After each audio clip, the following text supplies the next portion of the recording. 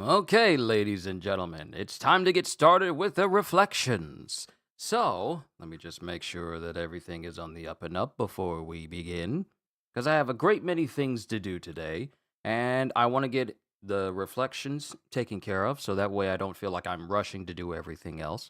But I appreciate your patience in this matter. So, let's get started, shall we? Okay, we're good to go now. Yo, peoples! Kyushu92 here. Welcome back to One Piece Reflections, where at the end of every month, normally, I would go over the chapters of One Piece that we got within a singular month.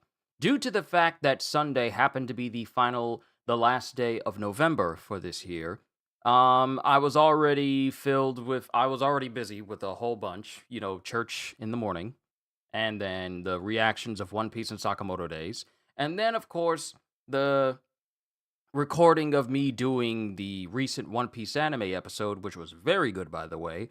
So I felt that me trying to cram another reflection stream right on that same day as well, which, given the fact that we got 4 chapters to go over today, it would have been too much, and I wouldn't have been able to do anything for pretty much the rest of the day because I just would have been dog tired. So this is the reason why we're actually doing the reflections of November on December 1st right now. So welcome back to Reflections. So like I said, we got 4 chapters this month, well, in the month of November, and all of them were dealing with basically the finale of God Valley. We see the end of Rocks, we see the aftermath of God Valley. We see the events leading up to essentially Harold basically just turning himself into a tool for the world government, and also unknowingly jump starting the idea of the Seven Warlord system. So, and because I forgot to pull up the One Piece, Viz page here, I got to go through all of these again. But we're going to be going through 1164 all the way to 1167. So, I'm going to keep it concise and not take too long. But starting off with chapter 1164, and it doesn't want to go over it. There we go. Chapter 1164, Davy Blood. It pretty much picks up right after Emu stabs Rocks through the body and starts to basically demonize him. And all the other powerful people who are around, because Garp, Roger, Big Mom, Kaido, Whitebeard, they're all around watching this happen. And Roger's like, did our attacks do nothing to that spider? And everyone is just looking surprised about what they're witnessing and what's going on. And Emu is already pretty much stabbing through Rocks, going, persistent thou art. And Rocks, still trying to resist, goes, don't downplay the power of humanity, monster. Davy D. Jones was once the king of the world. And Emu visibly gets angry and goes, silence, he was never king. Not for an instant. The grievance between Mu and Davy has nothing to do with thee. And then Rocks brings up a very good point, going, then why are you so panicked over something as trivial as the Davy name? It's kept you terrified for years, hasn't it? The thought that Davy's will might be passed down and one day come for you to fulfill the promise. What's more frightening to you, Davy D. Jones or Joy Boy? And Emu continues to get even more upset, going, cease thy dreaming, their kind will never be seen again, once I have eradicated thee. I have found excellent soldiers to serve Mu, Davy, gigantic, harmless, and conflicted. And this is when Rocks realizes that Emu is talking about the giants of Elbaf. The giants, you fool, don't mess with Harald, they only want peace. Indeed, a golden opportunity. Such a willing puppet of a king will never come along twice. No! Just like thee, in fact. Now stop wasting time and bring an end to the dream of Davy. As Rocks is forcibly turned into a demon even faster now, couldn't resist any longer, and he proceeds to fall in front of Big Mom and Whitebeard, with Big Mom looking all confused, and Rocks no longer in control of his body, internally thinks, I'm going to disappear, while Big Mom and Kaido are getting close. Then all of a sudden, Rocks, pretty much fully demonized, goes, End Davy by thine own hand. Oh no, this is Emu going, End Davy by thine own hand. And that's the command he's given by Emu. Now erase all life that was involved with God Valley. Now, one specific thing to bring up is the fact that Emu does not care about the lives of basically anyone else other than themselves. Not even those of the Godosei. Even the Godosei are willing pawns in its grand scheme, of which we don't know the full extent of, but all lives, including those that serve in the very organization that Emu rules over, which is the world government. So every Navy sailor, vice admiral, whoever it is, all of their lives are pretty much expendable. Erase all life that was involved with God Valley. And Big Mom sees Rocks get up, and Rocks, having been fully turned, is now much larger than even herself. Mind you, Big Mom is like 21 feet tall. Rocks, who was literally beneath her size, now towers over her. With him being fully turned, he goes, All of you, move it. There is blood that must be erased from history. And then, in a blink of an eye, he leaps up, grabs Kaido by the whisker, and proceeds to forcibly slam Kaido's head directly into the mountain next to him, showcasing that Rocks has become even more powerful than before thanks to this demonization. And Kaido is out of it. He's shocked, but also out of it. His tongue hanging out of his mouth, his eyes widened over. And then Big Mom comes up towards Rocks, goes, Darn you, Rocks, are you turning on your own people? Of which Rocks proceeds to basically jump and knee her in the face, sending her flying to the opposite side of the mountain. And Whitebeard, he sees this, doesn't lose his cool, and prepares to face off against Rocks, going, Is that all we are to you, Rocks? Impediments? And Rocks says, Yes. And Whitebeard, using the power of the Gura no Mi, braces up and clashes with Rocks, the force of which is so powerful that it winds up destroying one mountain of God Valley. So Whitebeard is the only one who's capable of contending with Rocks in this one moment. It just shows you how powerful the Quake fruit was even back then. Even though I want to say that he hasn't 100% mastered it all the way, his mastery over the Quake fruit, even back then, to use against Rocks, was still incredibly substantial. And mind you, the Gura no Mi, the Quake fruit itself, has shown itself to be an incredibly powerful, not only offensive, but defensive type devil fruit. Mind you, its quakes are indiscriminate, so it's not like you can be just like perfectly precise and avoid hitting your allies while in the wake of someone in front of you in order to get to an enemy who's in the background. However, its defensive capabilities are not to be scoffed at, because we've seen it when Whitebeard used it to keep people from actually hitting him, mainly giants like John Giant and Vice Admiral Lons, being able to basically stop a giant axe from getting close to him and then proceeding to break that, or being able to use it to escape being encased in ice by Kuzan back during the Marineford War. Its capabilities to basically just stop things in its tracks, and mind you, it's not on the same level, defensive-wise, as the Paw fruit, because the Paw fruit basically just repels everything that touches it. It's in its very nature.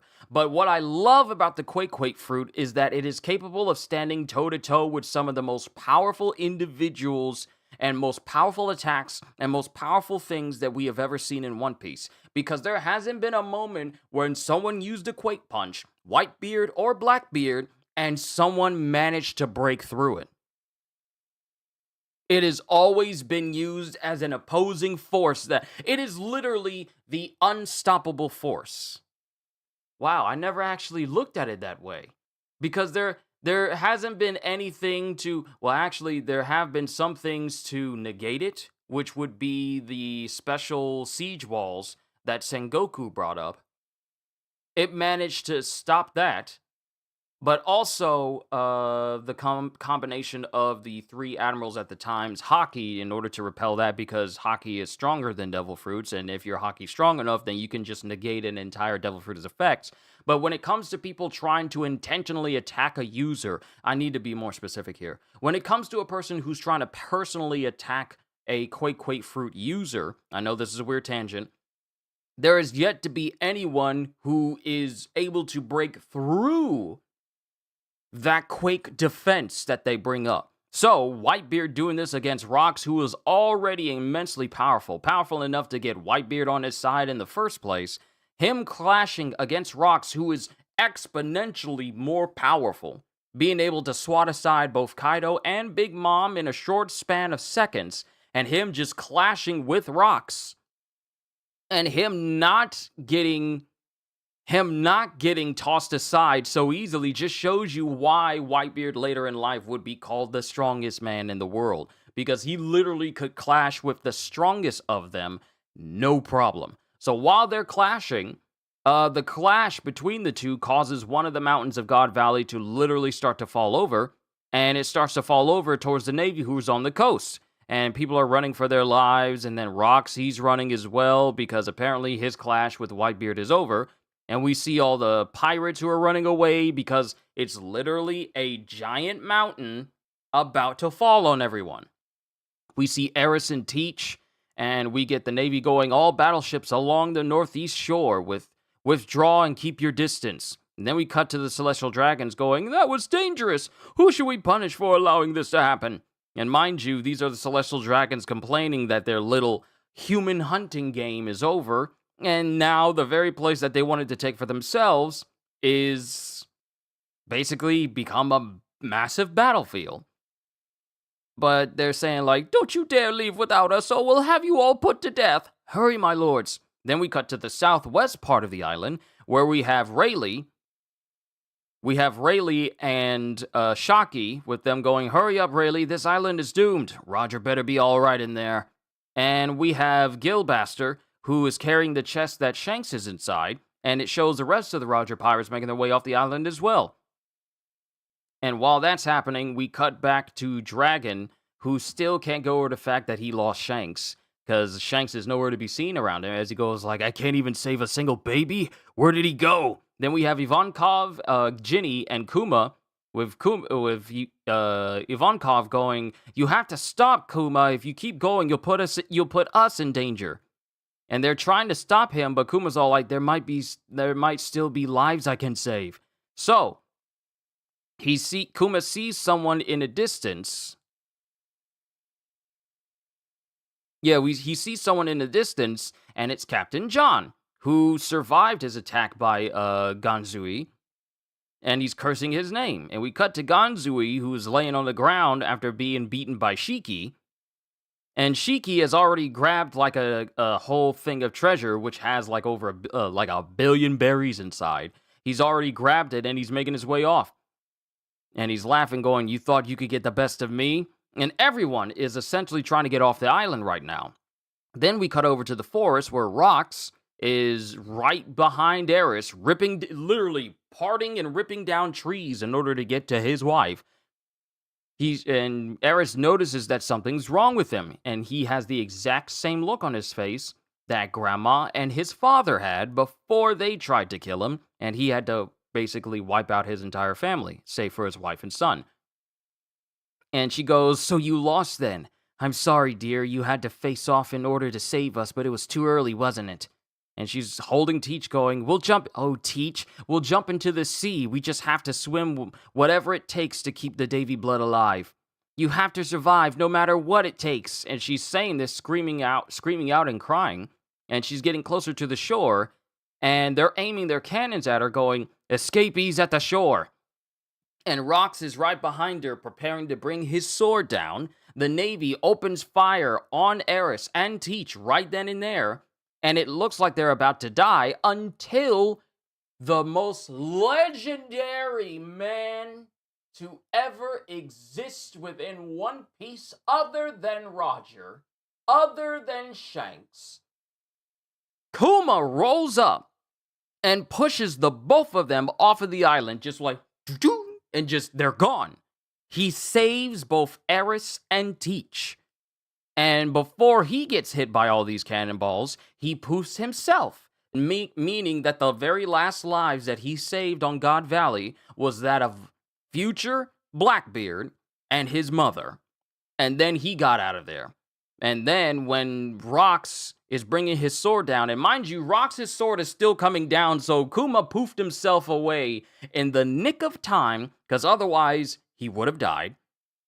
He poofs himself away, and Rox brings his sword down right as the Navy fires onto him, but not before the slash he creates cuts that entire warship in half. So then Imu looks at the destruction that Rox has basically caused and goes, "Continue, Davy. Snuff out every light of life left on the island." And then it cuts to the Navy going, "Hurry up, Vice Admiral Garp, there's no time." With Garp going, "No, you hurry. How many are still on the island?"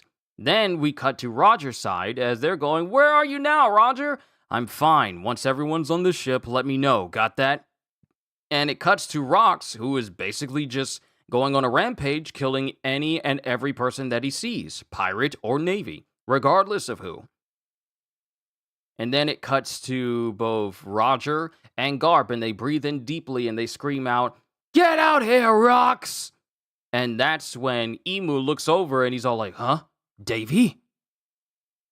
And then it shows Roger and Garp standing in front of Rox, with Garp going, "Look what a mess you are." And Roger goes, "Can't let you go after my crew." And then the both of them hear a voice, showing that not only does Roger have the voice of all things, but Garp has the voice of all things as well, which pretty much just puts into perspective of every single living person who has access to every type of hockey and also is an absolute master of it. Garp is that guy. Mind you, Luffy is getting there, but he's not on Garp's level. He is really, really on the path to being that strong. But Roger and Garp, they both have the voice of all things.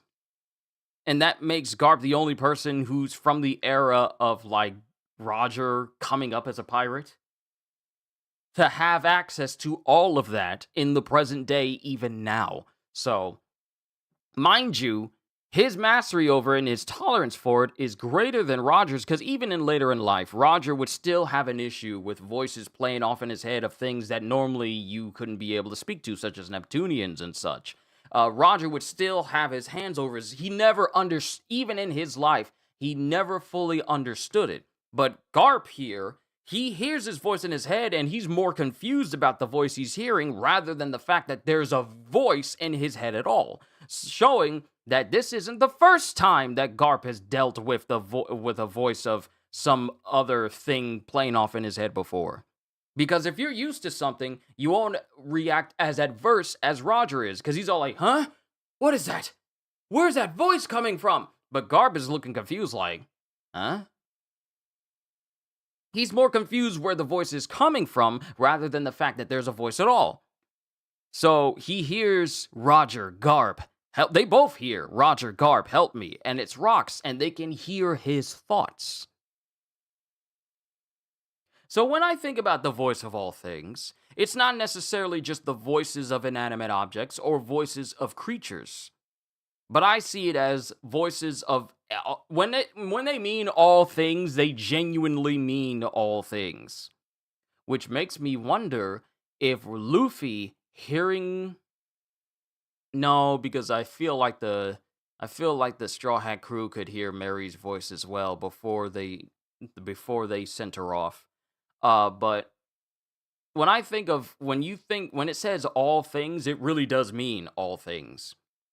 Animals, inanimate objects, even the thoughts of people underwater. I mean, yeah, we saw this example when Momonosuke was capable of hearing Luffy's thoughts, saying like, "Hey, I'm not down, I'm coming back and I'm gonna beat Kaido." While Luffy was very much unconscious, sinking into the seas of Wano after Kaido beat him a second time.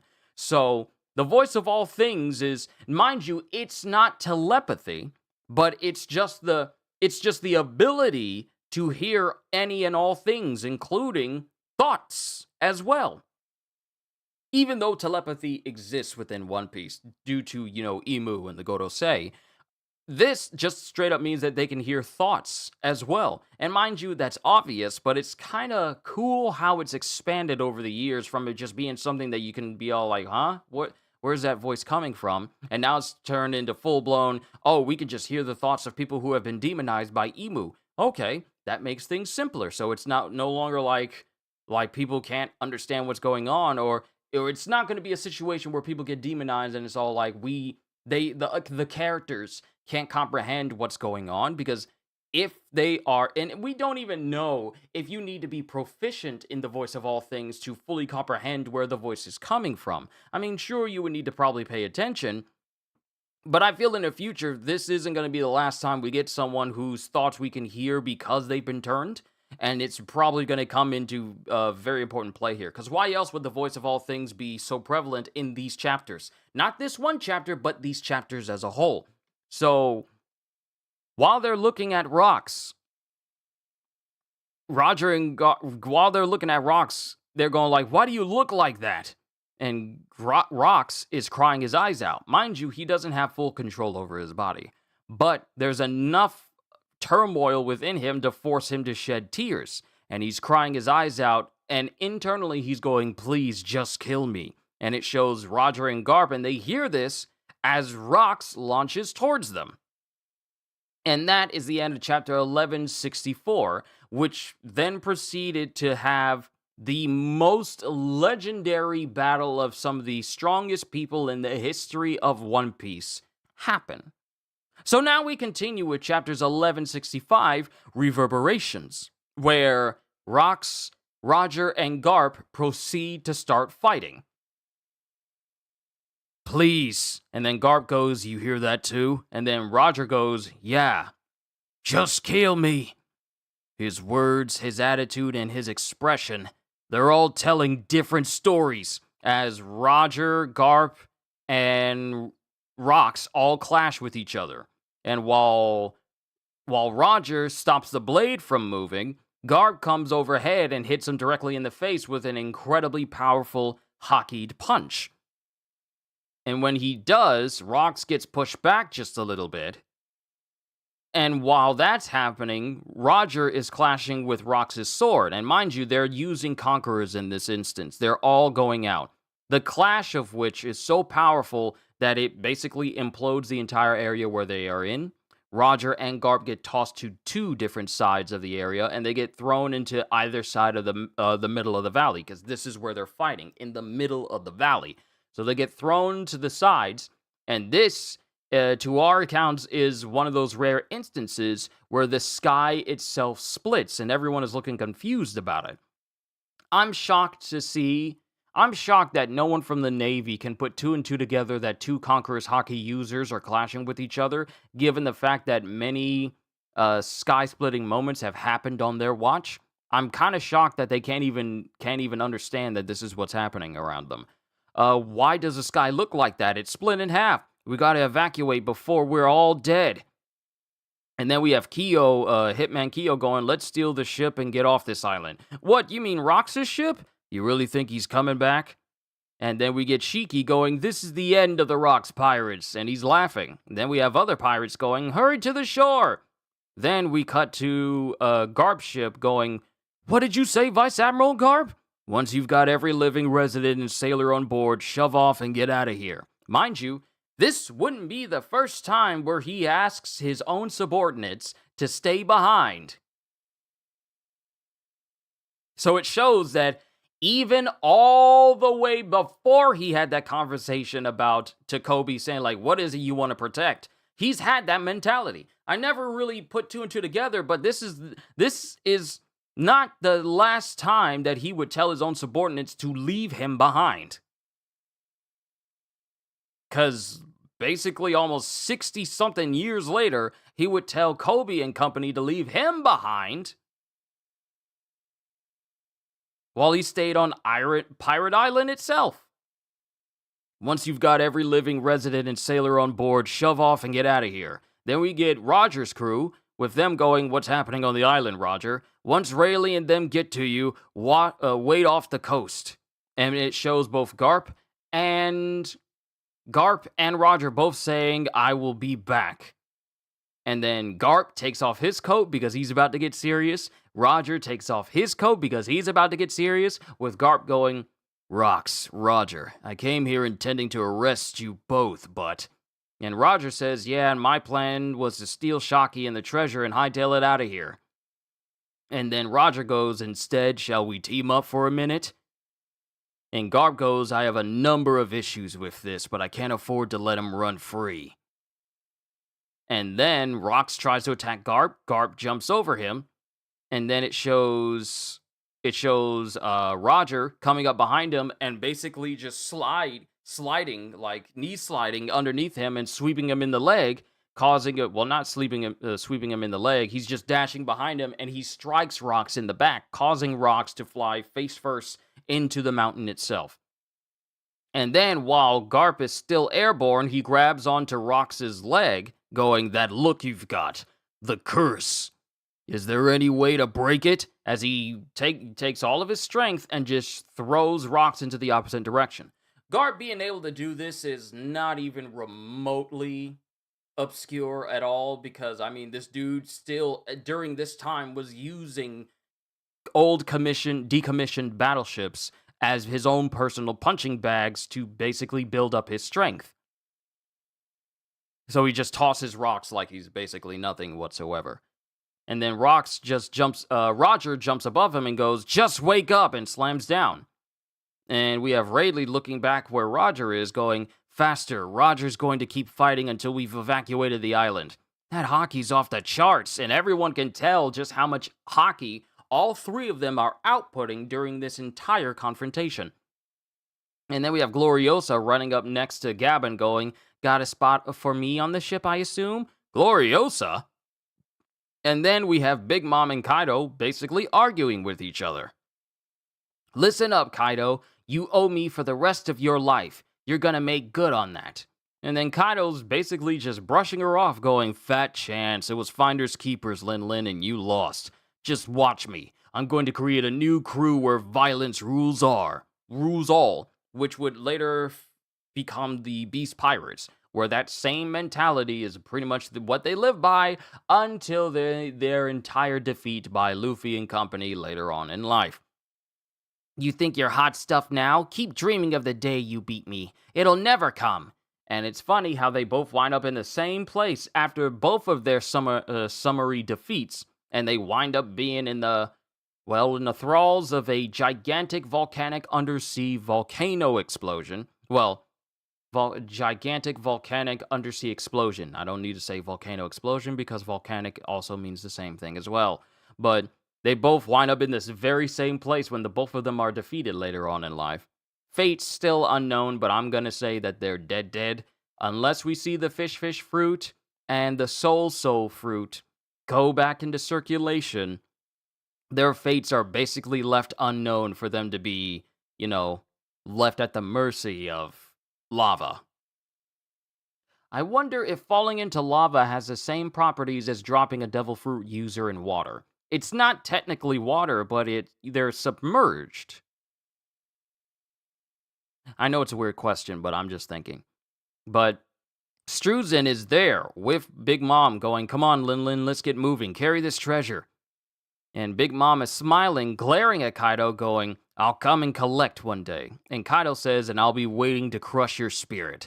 And they would never meet again until Wano, where Big Mom was chasing after Luffy. And Luffy was going to Wano in order to meet up with the rest of his crew after the events of, Whole Cake Island and yada, yada, yada. But we cut back to Rox basically tossing away both Roger and Garp. And we have Whitebeard, who is walking off on his own. And it doesn't show that he has any sort of scars on him, meaning that when he clashed with Rox, he was the only person to just walk away unscathed. Big Mom and Kaido have scuff marks all over them, especially after they were summarily tossed away by Rox, but Whitebeard was literally the only person to square up with Rox and walk away from it as if nothing happened to him. Because he was all like, well, I clashed with you, but I'm heading out. He's all like, I'm a dip. I'm gone. Not out of fear, but it's all like, yeah, there's really no point to this, so I'm gonna go head out. And since Roger and Garp are fighting you, yeah, I'll leave them to it. So while he's leaving, we get someone going, you're the one who knocked down that mountain, aren't you, Newgate? And he's going, who are you? Looks like your crew's falling apart. The name's Graham, captain of the Polo Pirates, Polo Graham, who looks eerily similar to Marco, more than likely his father. So that means that Marco's name is Polo Marco, while his father's name is Polo Graham. Graham Polo. Marco Polo. So now we know where, so the jokes of him being like Polo, Marco Polo, that joke of Marco's name being Marco Polo is now real. I'm a big fan of yours. Say, you got no ship to go back to, huh? Team up with me instead. Get out of my hair. And then we have Stussy running away with, well, not Gilbaster. Gilbaster is the one who had the Horo no Mi. Sorry, I got confused about who Gilbaster was that was carrying Shanks. I needed to correct myself before I go any further. Gilbaster, we see, is the person who was holding the Horo no Mi, of which Perona would get her hands on later on in life. But Stussy's there going, hey, where did Newgate go? And Ganzui is going, don't ask me. And then we get back to the ship, the Navy ship, going, what are you doing, Dragon? Calm down. What are you doing, Dragon? Calm down. And we have Dragon going, no, what are you people doing? Did you know what we were aiding here? Dragon! Put them on our ship right now. We have to rescue them. And if anyone argues against it, I'll execute them on the spot. Because there's still people on the island who are wanting to get off and get rescued. But the Navy are under orders to basically kill anyone who tries to escape or leave them to die. And Dragon ain't having none of that. So we get the Navy going, this isn't going to end here, Dragon. It better not. Then we get Gavin and Rayleigh as they head back onto the island, with Rayleigh going, with the crew members going, Rayleigh, Gavin, where are you going? Don't you dare follow us. Take the ship out into open water and wait. And then we have a Navy ship making its way away from the island, showing that Emu, along with Saturn, is now leaving. That island will never have existed. Understood? And then we get narration. West Blue. The God Valley Incident. S-level top secret classification.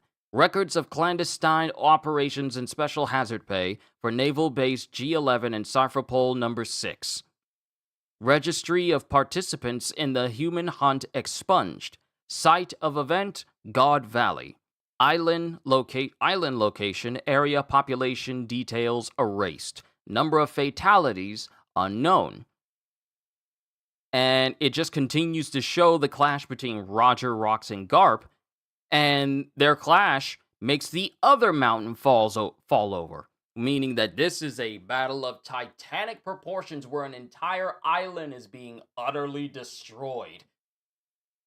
Garp, did you know about that enormous black monster the government has? And they call themselves the good guys. Can't believe it either. So Garp didn't know. If you're gonna quit the Marines, come join us. Don't be an idiot. If I quit, who's going to watch out for the rank and file? And then we get Roger getting up, walking towards Garp, going, it all comes down to mass, doesn't it, Garp? Mass? What do you mean?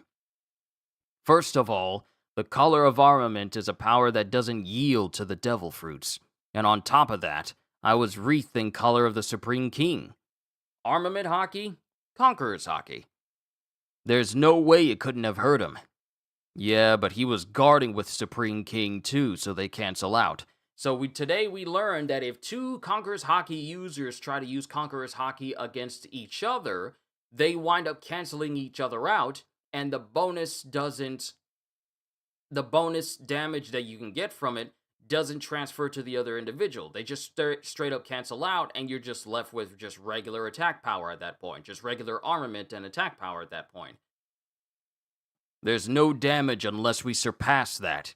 Oh, wait, exactly my point. There's no damage unless we surpass that. So, when people of equal Conqueror's Haki levels clash against each other, the clash actually cancels each other out. Only the person with even greater Conquerors is capable of surpassing the person that they're trying to fight against.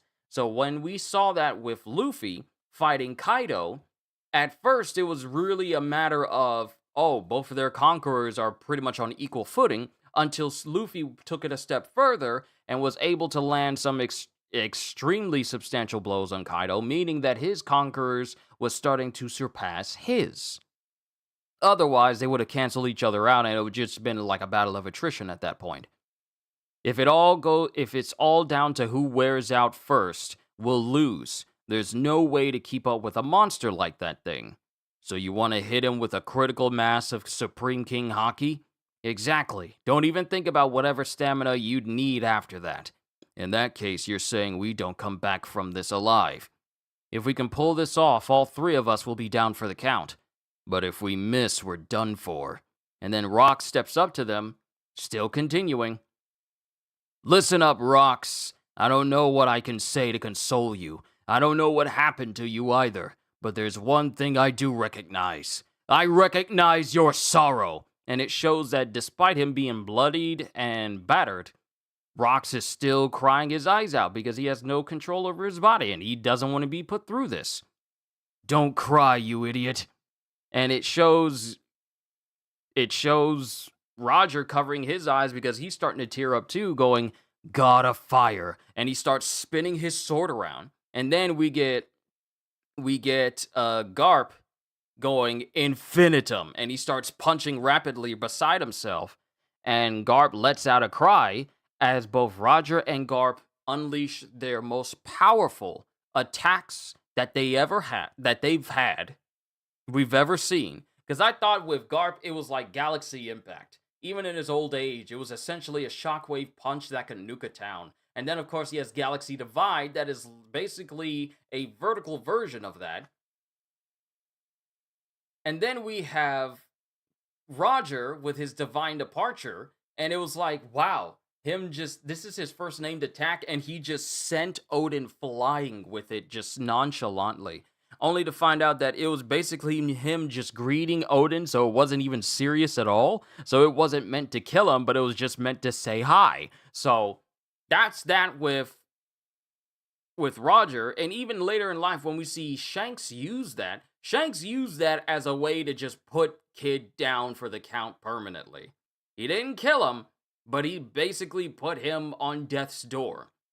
So imagine what Roger's version, if he was serious, could have done. Mind you, he did use Divine Departure against Emu possessing Saturn, but even then, it didn't do anything lasting against Emu because Emu is essentially the end game boss and is basically buffed up by many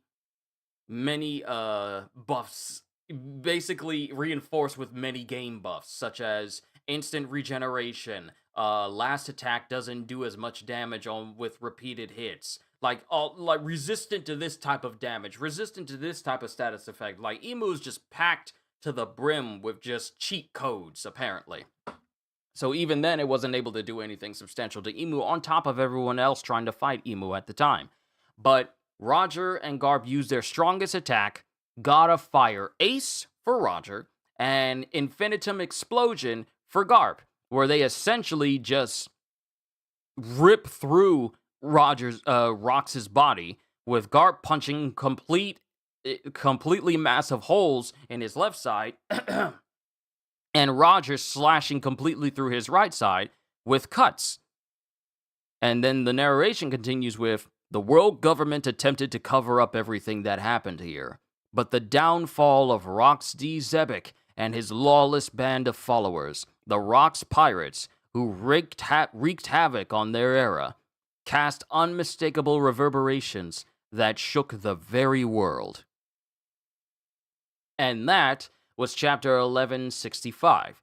So I brought up a lot of things concerning this chapter, including, the very nature that Haki can reach a critical mass where it can transcend its already substantial amount of power when it's used by someone who has a mastery over conquerors and armament used in combination with each other, we now have the very concept of critical conquerors, or critical mass conquerors, if you want to refer to it as such. So that means that even despite the fact that conquerors can bring about a substantial amount of power for those who have mastered it and also know how to use it for emission, there's still another stage that you can reach that is capable of going even beyond what conquerors can do right now. And it can do an absurd amount. Being able to hit an opponent without touching them, being able to basically ignore the immortality of the god knights and Emu, able to inflict lasting damage on them, or at least disrupt their regenerative abilities as well. Now we know that critical conquerors is an actual concept that exists. And also God of Fire Ace and Infinitum Explosion, to the point where one, Roger is slashing through rocks with rapid speed cuts that essentially slices his entire leg off and tears through one side of his body. And then Garp is punching so fast that his fists are literally catching on fire while also coated in hockey and conquerors as well, meaning that if Garp wanted to, he could basically drop any and everyone in front of him, including Akainu, which just reinforces the fact that Sengoku literally saved Akainu's life when Garp was walking towards him. If Sengoku didn't stand there and stop Garp, Akainu would be dead right now. Because frankly, after this entire exchange against Rocks, Garp, there would be next to no one who would be capable of stopping Garp completely. He's just that strong. But that was the end of chapter 1165. Onwards to 1166. And chapter 1166, new stories. So we get Rocks face down, and he's been turned back completely. He's turned back completely with Roger and Garp laying on heaps of rubble behind them, and they're completely down. They're unconscious. They can't do anything. But Rocks is the only one who's actually kind of conscious enough. But he's wondering, has the curse worn off? And he's laying there going, will I leave this island alive? And then we get individuals who are making their way towards him, them being the Holy Knights. So we have Salmers, we have Mafe, and we have Garling as well. And Garling goes, nope, guess not. Roger, Garp, you better run. No reason to stick around and die with me. Oh, right. Forgot to say one thing. I'm glad you stopped me. And it looks like Rocks, right before Garling proceeds to stab him in the throat.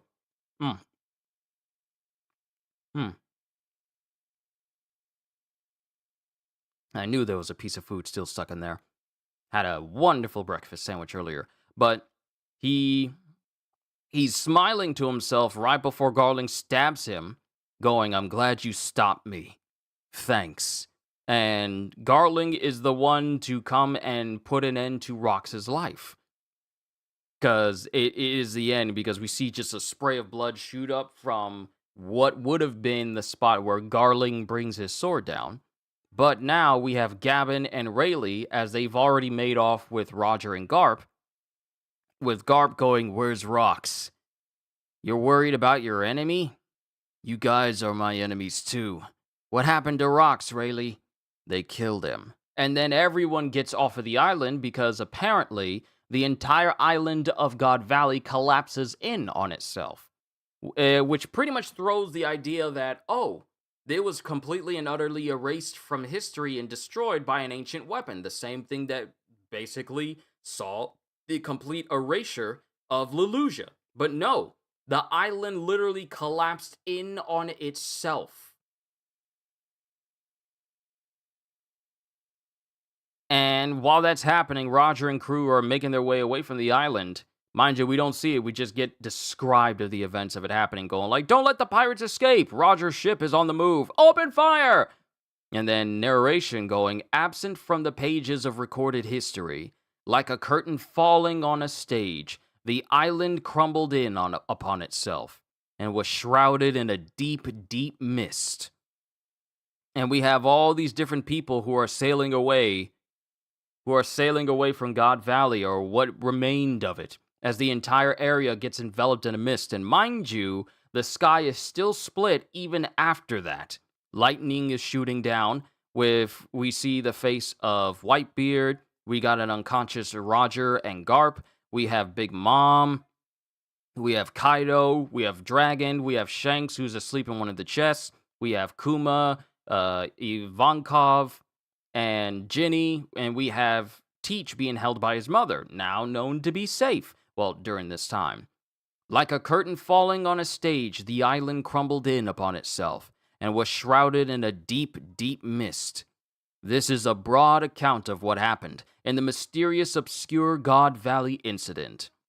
But after a brief moment of silence, a massive lightning bolt with countless branches split the skies, and with that, a number of new stories began. So time passes, and everyone's wondering about, like, Roger wanting to make sure that he's fine. And we have Roger, who gets up, and mind you, Gloriosa is there present as well, with them, happy to see Roger as they go like, "Roger! Sorry to worry you all like that. Ah, you're better now. Anyway, check this out. Were you really worried for me or not?" And we have Rayleigh, who is with Shocky sticking very, very close to him.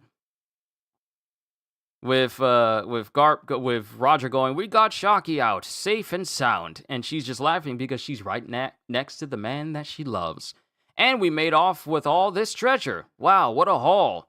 And then they hear a sound come from one of the chests, and it's crying, and they open it up, and it's Shanks inside, much to the shock of everyone.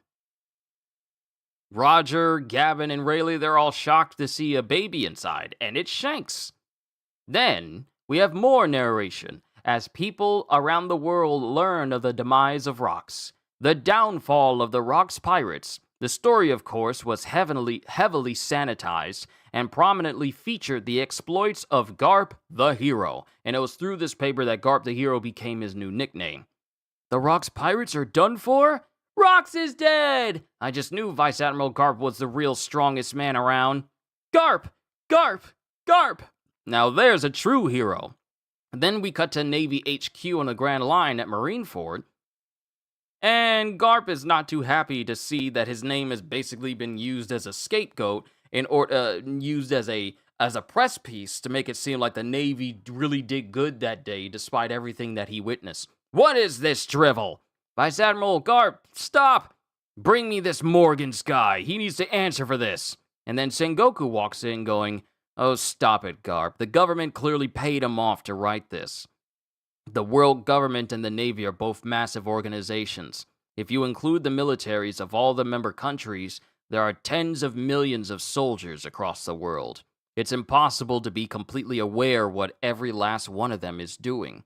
So when I notice that the upper management is doing something insane, I can just look the other way." And of course, this type of mentality angers Garp as he starts basically sparring with Garp right there. "That's what I hate about you, Sengoku, you ladder-climbing fool. Shut up. What is barking from the bottom of the cliff going to accomplish?" Mind you, he gets to the top of the cliff and still does nothing. Like, he says all this. He says all of this. What is barking from the bottom of the cliff going to accomplish? And mind you, despite how honorable Sengoku can be at times, such as, telling Shanks that, yes, you can take the bodies of both Whitebeard and Ace, you can take them away. I'll do it just this once because it's you, Shanks. But at the same time, he really hasn't done too much to make lives better for Navy soldiers who actually want to be good people and actually try to be a force for good for their citizens. He hasn't actually tried to do that. However, it wasn't until like his time as a fleet admiral started to come to its end, and he became like a chief inspector instead, that he starts to, see things just a little bit differently. And I feel like, and I said this when we were reading this chapter on that Sunday, that Sengoku's mentality on how he views himself as a fleet admiral and how everything is even worse for the world government, and how the people, the higher ups, failed to realize that they are putting more people's lives in danger than ever before, was the moment that he was informed that Impel Down level 6 inmates were out and about doing whatever they wanted, and the world government wanted to keep that quiet, despite the fact that level 6 inmates are considered to be, well, many, and not just level 6 inmates, but just many inmates who basically escaped from Impel Down, which are essentially dangers to society. The fact that the world government wanted to keep that quiet so that the world government wouldn't lose face in the eyes of the civilians, in the eyes of the public, that's when he realized, like, oh, y'all only care about keeping y'all noses clean in the face of everyone else. You don't want everyone to know that you failed to keep the most secure prison in the world secure. Someone actually broke out of Impel Down. But you don't want no one to know that, because then it would make you look a little bit less reliable to the civilians who rely on you. So I feel it was around that time when he started to realize, you know what, I don't think I want to deal with these people anymore. It's actually kind of bad. But him saying, shut up, what is barking from the bottom of the cliff going to accomplish? He, like I said, he became fleet admiral in the future, and nothing about the Navy changed despite him being in a position to introduce change. So it's like, and mind you, this is a young Sengoku. He's saying this before he even got anywhere near his admiral rank, and then became fleet admiral. So with this mentality in mind, he's trying to, buck up against Garp. He doesn't apply any of that later on in life. So it's kind of lacking in weight to his words. For him, personally. But Garp goes, if you turn out like Venom, I'm gonna kill you myself. And we all know that he can do it too. Sengoku and Garp are the only people that Roger would consider worth his time. But when it comes to Garp, I feel like Garp is just built different on purpose. There's something on my eye. What in the world? Where did that come from? That hair is not mine. That just floated out of nowhere. Sorry about that. It was like on my eye. Like just draped across. That's not how my hair looks. But Garp says, if you turn out like them, I'm gonna kill you myself. With Sengoku going, well, with friends like you, how can I possibly go wrong? Don't tell me you're quitting, Garp. You some kind of idiot. I've got plenty to protect down at the bottom of the cliff, as you call it. Then we cut to Elbaf in the New World as Loki is crying because he's remembering all the times he wanted Rox to take him with him on his voyages, and Rox just kept refusing him. With Rox going, how many times do I have to say it, Squirt? You really think I take kids onto my crew? And then Rox goes, what a mess. Ignored by the guy whose attention I want, and followed around by some annoying snot-nosed brat instead. And then Loki goes, I think you're Nika, Rox. Nika? The warrior of liberation. He laughs as he tears down the world. He tears it down? Well, I'm gonna be the king of the world. If anyone's got that kind of power, it's Harald. Huh? Listen to this, Loki. Slumbering somewhere out there in the world is a bunch of incredible destroyers by the name of Galila. And the guy who can actually control them is your old man. I could have all the outlaws in the world under my command. If me and Harald team up, who could possibly stop us? And Loki is enamored by this entire notion. Wow, that's so cool. So why doesn't my dad team up with you? Because of love. But I'll keep coming back. 100 times, 200, as many as it takes. And we cut back to the present during this time, where he's looking at the newspaper and he's just screaming and crying because he now knows that Rox is never coming back. Then we cut to a certain island where people are flabbergasted to see Harold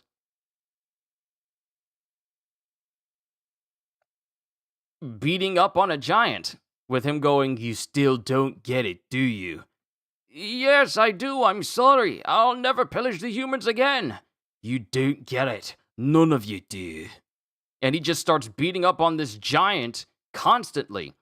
"All of you scum with size as your only quality are the ones who built the giant's history of terror. And because of you, no one believes us. They don't believe that we seek a peaceful seat among the nations of the world." And even those who are with Harold are going like, "Oh, Your Majesty, he's unconscious. I wanted Elbaf to join the world government to avoid losing their faith. And that was why I couldn't help him. My greatest friend begged me for help and I turned my back on him. I left him there to die." And this is Harold, after realizing that, well, he doesn't realize it, because in the next chapter, Harold's state of mind towards the world government gets even worse. From our view, it becomes even worse.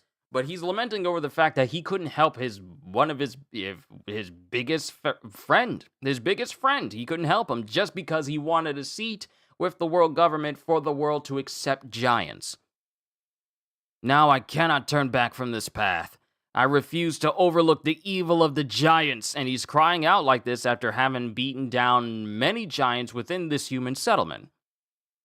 And then the newspaper goes out and goes, "The king of the giants becomes deranged," pretty much making things even worse for giants because of his little outbursts. And we cut to the Navy HQ in the underground cells, and it's Garp visiting his son Dragon. Bit my tongue! With Dragon saying, "I'm quitting the Navy, Dad." And Garp just says, "I know. And on that topic, I'm disgusted with you." And Garp also says, "I know," and then proceeds to drop him a key so that Dragon can get out. Then we cut back to Elbaf, where Harold returns, and he's there with Ida and Jarl, with Ida going, "Harold, I've made up my mind, Ida. Chief Jarl, it's time for me to set aside these half measures. Harudin, Loki, you are my sons, and I love you both. I want you two to work together to support Elbaf after I'm gone." And when Harold leaves Elbaf, he goes right towards Marineford, with the Navy going, I'm very sorry, King Harold, but I've been instructed not to allow you to land." And Harold ignores every single one of them. And mind you, the Navy is also pointing their guns at Harold, with Harold starting to make one of the worst decisions of his entire life, going, "Officers of the Navy and dignitaries of the world government, please hear me out." And then he proceeds to basically take his ancient giant horns and rips them off of his head. And everyone watching is like mortified to see him, because this is bone, all right? You ever had a bone snapped, let alone a bone snap completely through and then taken off? I've never had like a single broken bone.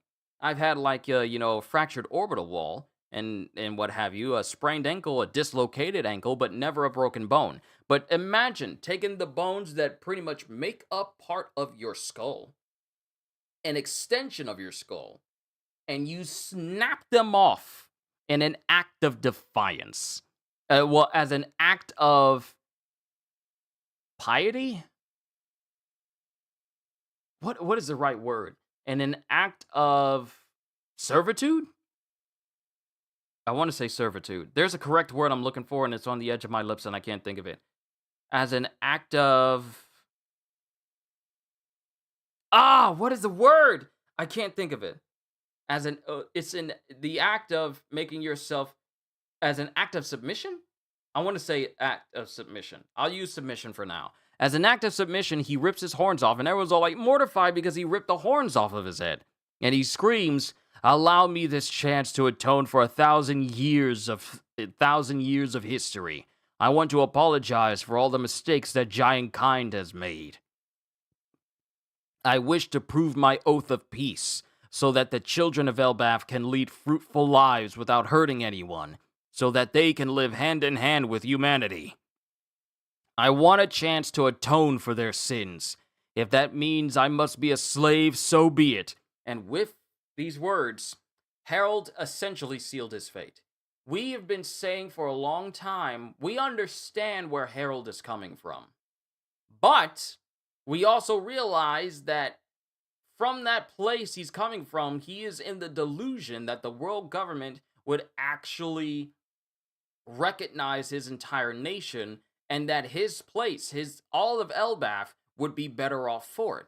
He does not fully comprehend just how bad of a decision it is to do this in front of the world government's biggest headquarters, literally Marineford, and have an individual who has no problems, who's already said that I found a willing puppet of a king.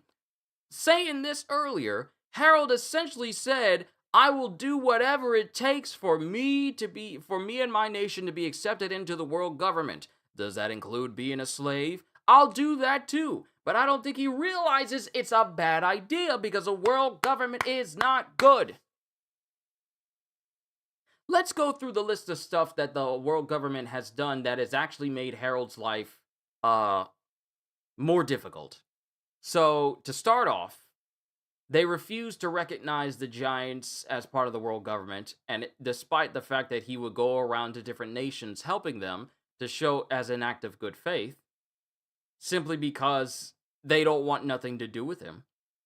Another thing is the very people who he went to the nations to, get familiar with and say, like, hey, giants aren't all bad. We actually want to be neighbors. We actually want to help each other out. We want to see what it's like for you humans so we can better understand each other, so that way we can ally ourselves. Now, mind you, Harold going around to all of these nations was already getting on the world government's nerves because it seemed like he was gathering allies and whatnot, and to them, a giant who is not under their control is a loose cannon that must either be subdued or something needs to be done to them. So when the giants were going through that massive famine that saw them fighting inwardly with each other, Harold came back and said, all the nations I went and became friends with, they decided to help us, enabling the giants to basically survive the winter and live. Because had it not been for Harold going out of his way in order to see these other nations, becoming friends with them, and those nations, seeing how good of a person Harold actually was, they wouldn't have sent countless ships to Elbaf to ensure that every single man, woman, and child giant were all fed. But because of this, the world government decided to basically sever those connections by taking all of those people who helped out the giants as hostages to be used however they wanted. They're an unaffiliated, because they were unaffiliated, they use the excuse of, oh, they're unaffiliated with the world government. They have no human rights. They have no rights whatsoever, and we can do with them as we please. Of course, this angered Harold, and he was ready to square up against the world government. However, that mentality of, helping the people that helped him, it didn't really last all that long, because he still was going with the very notion that the world government is where we need to be. We need to be in the world government. Despite the fact that people who helped let me paint this picture for you. The entire nation of Elbaf may not have survived if Harold didn't go out to these nations and get help from them. Because of how good friends they were to Harold, the giant nation of Elbaf may not have lasted as long as it has. But despite the fact that the people who went out of their way to help them, mind you, giants eat a lot. So who knows how much these unaffiliated nations, these nations that don't have world government funding in order to continue to operate as a nation and get benefits and stuff like that, these people went above and beyond to make sure that everyone on Elbaf was able to eat properly. All of them. They could have been giving away almost all of the food that they had for themselves. But countless ships came in to help the entire nation of Elbaf. And then later on, these people are taken hostage and treated as prisoners and things to use by the very organization you want to join. And while you get upset in that moment and attack the people who are taking them hostage in that moment, you go back to the same mentality that this very organization is the organization you need to be with.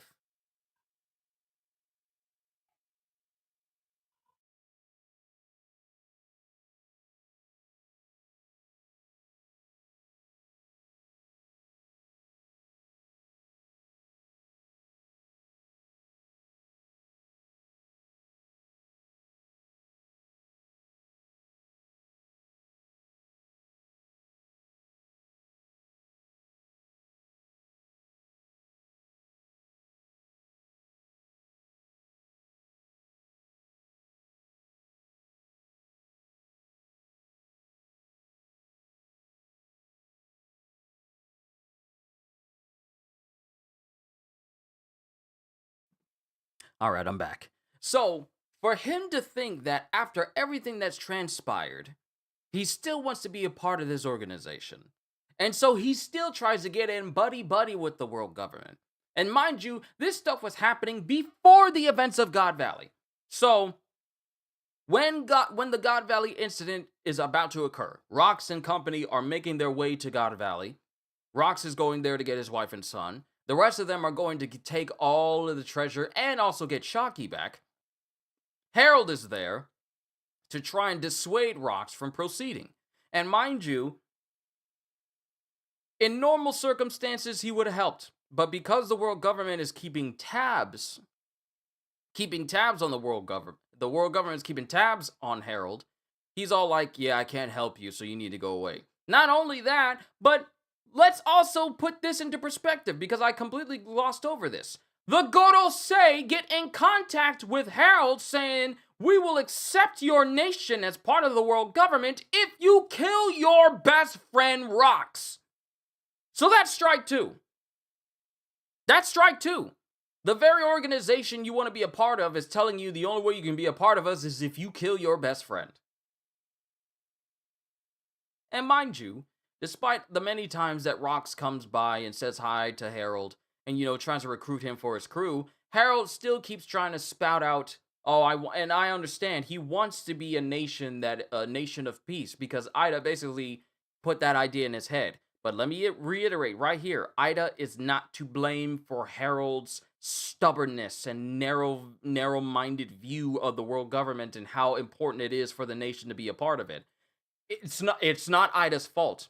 She put the idea of him being a better, more benevolent king in his head, yes, but Harald is the one who's constantly gone after this whole venture of trying to join the world government despite all the bad things they keep doing around him. It's like, and I used this example yesterday. It's like a grown man who gets into a relationship.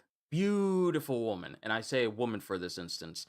Beautiful woman. So beautiful that this man is enamored with her. And in his eyes, because he's with this person who's so beautiful, her personality is great, her very attitude is what you would expect from a woman. In his eyes, but everyone else on the outsides can see like, oh, she's in it for other reasons. Oh, she's in it for just his looks alone. Oh, she's in it for the money. Or she's in it for all the stuff that he's given her. And we are trying, and the friends are trying to warn this dude that she is not there for you. She is not there for your benefit. She is only there for the benefits of herself. But the guy is so enamored by this woman that he can't hear anyone on the outside, because it's all like, why can't you just be happy for me? This is what I want. This is what I've always wanted. And everyone else sees the red flags. Everyone else sees the red flags. But this guy does not. And he does everything in his power to remain in this relationship, despite the fact that things are being asked of him that he would normally not accept. But he's making exceptions because his nose is like literally open up wide for this person that he cannot see reason. That is Harald towards the world government. He's so enamored by the idea that the world government has his best interest at heart, and they don't. They say that they do. Things get even worse in the next chapter. But just the fact that he's so enamored by this thought that the world government has his best interests at heart, that he's willing to do anything it takes to be a part of them. So, with him saying, I want a chance to atone from our sins. If that means I must be a slave, so be it. So, his sense of pride as a giant is gone. Because giants are prideful warriors by nature. His sense of pride for his own self is gone if it means appeasing the world government. That's one thing I forgot to mention the last time I came through here. Because a lot of giants are prideful individuals who pride themselves on their strength and their ability to be warriors. And mind you, the age of Elbaf as it stands right now is more operating in the era of peace and whatnot, but they're still proud individuals, proud of their heritage, proud of their culture. And Harald is willing to push that aside if it means appeasing an organization that literally does not care if he lives or dies, just as long as he gives them what they want. So that's how we stop with chapter 1167. Things get all the more worse for Harald, and it makes me think that he really is the true personification of a fool of a lord compared to like Odin, because people Kaido and Orochi called Odin a fool of a lord back in the day, simply because he willingly made himself a fool, but he only did it for the betterment of his people, and it was for their safety. Because any time he went out there to dance, he was literally keeping human lives safe from being killed by Orochi and Kaido. And even in the end, he lost his life, but he did it because it was the only way he could protect the people of Wano, because he lacked the people and manpower in order to bring down Orochi and Kaido in that instance. Harald, however, is willing to push any sense of pride or selflessness aside to appease a world government that does not care about him at all. So, with chapter 1167, this is where we get chapter 1167, Ida's Sons. And we get a whole bunch of narration. 33 years ago, 5 years after God Valley, people are talking about enormous figures coming through the sea, and Morgans is like taking all these notes down. People in Impel Down are hearing about these giant monsters that are out at sea. And then people all over, and did this event take place in the Florian Triangle? Not even close. You think there's any fish worth catching out there? We don't go near it. All I can say is that it was a monster in human form. And here we have this monster flying out, preparing to demolish pirate ships, with the narration going, at this time, the countries of the Grand Line were abuzz with a frightening rumor, a tale of a lurking monster that struck its targets, mostly pirate ships, from the deeper mists out at sea. In truth, this monster was Harald, but to the people on this sea who'd never even seen a giant before, the experience was pure terror, as Harald is basically doing the bidding of the world government. As part of his sworn oath of 1,000-year atonement, Harald assisted the Navy's efforts to uphold order. Meanwhile, the pirates who scattered to the winds after God Valley would grow in power over the next decade or two until they reached their primes and became the faces of their era, and meaning Kaido, Whitebeard, and Big Mom at that time would become known as the Yonkos of the Sea. All the while, as the pirates around them focused on claiming territory. And we have Wangji, and we have Shiki, and then we have the Roger Pirates. One crew achieved the seemingly impossible and succeeded in circumnavigating the globe. The crew led by the king of the pirates, Gold Roger. And of course, we have Roger here and his crew, and they're all cheering because they basically circled the entire globe. They circled the globe, but mind you,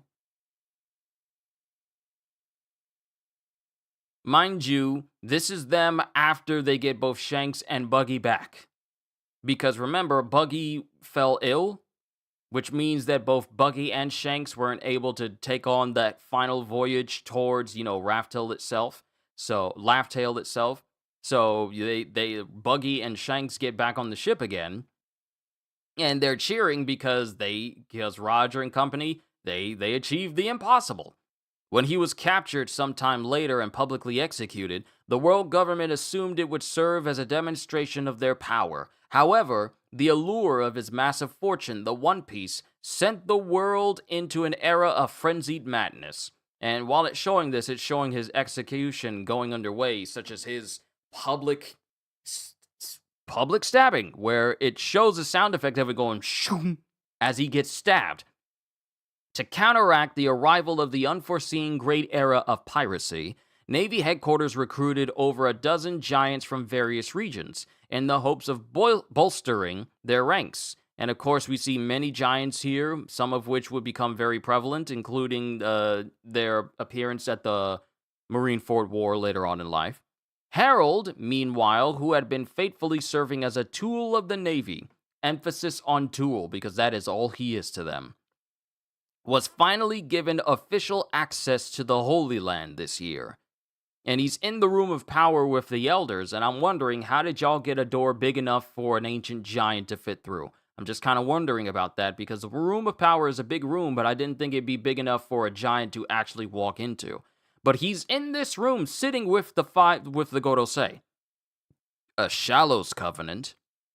And Warcury continues, "Indeed, you are now a trusted weapon of the Holy Knights of God, a devoted blade," the same ranking that Gunko had during the God Valley incident. "It's an honor. The Covenant has 3 stages. The Shallows Covenant is but a mere trace of a bond, but the Depths Covenant and Abyssal Covenant are reserved for only 13 exclusive individuals who can enter into a contract with the true God," essentially meaning enter into a pact with Emu, which allows them certain benefits such as immortality, instantaneous regeneration, and an abundance of strength over what they had before. "What is this God you speak of?" And then Ethan Barron speaks, "If the day should come that you are made a proper knight, then you will know the truth in the depths of the world." Now, I brought this up yesterday, but it's really telling that the truth of the world doesn't lay on high, but it lies deep in the depths of the world. It's kind of messed up and concerning when they say, like, if the day should come that you are made a proper knight, then you will know the truth in the depths of the world. And then Harald goes, "And is that when Elbaf will be allowed to join the government?" And then Saturn goes, "Of course, Harald, it will be announced to the world, and you will be welcomed." Mind you, every single one of us knows that this is a lie. Every last one of us knows that these are honeyed words. These are words, "Holster, it's good to see you." I've been talking for the past, how long have I been talking? I've been talking for the past, I don't even know how many minutes, because it no longer shows how many minutes I've been talking for, apparently. It's kind of weird, but yeah, it won't actually show me how many minutes I've been talking, which is actually kind of weird. Why doesn't it show that anymore? It doesn't show it anymore. It's whatever. But I've been talking for the past couple of past hour. Yeah, it's been an hour. It's been an hour. I've been talking for the past hour, and we've already made it to the latest chapter for yesterday. Um, we all know that Saturn saying, "Of course, Harold, it will be announced to the world, and you'll be welcome." And we're talking about Harold saying, like, "And once I become a proper knight, that's when the Elbaf will be accepted. It will be allowed to join the world government." And Saturn's all like, "Of course, Harold, it'll be announced to the world, and you will be welcomed." And Harold, with a face beaming with sheer ignorance. One thing I'm curious about is, what is Gunko's deal? Because despite her being a devout blade at the time of God Valley, it looks like she hasn't really aged. If anything, I want to say that while she's a devoted blade of God,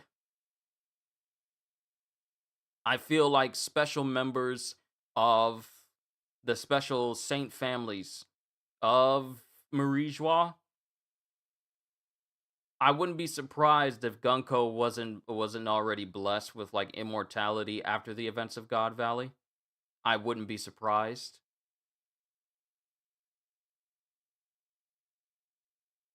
Because Gunko's age looks essentially the same, despite the fact that Shamrock essentially looks the same. Well, kind of close to his age of what we seen before. Like when we saw him when he first was speaking to the Godosei, saying like, "I want to speak to you about a certain pirate." That wasn't Shanks, that was Shamrock. But realizing that he kind of looks the same way he did all the way back then. I wouldn't be surprised if Gunko was basically rendered immortal before Shamrock was. Way before Shamrock. Because I feel like with her part that she played in God Valley, she might have been a devoted blade then, but many years passed ever since the events of God Valley.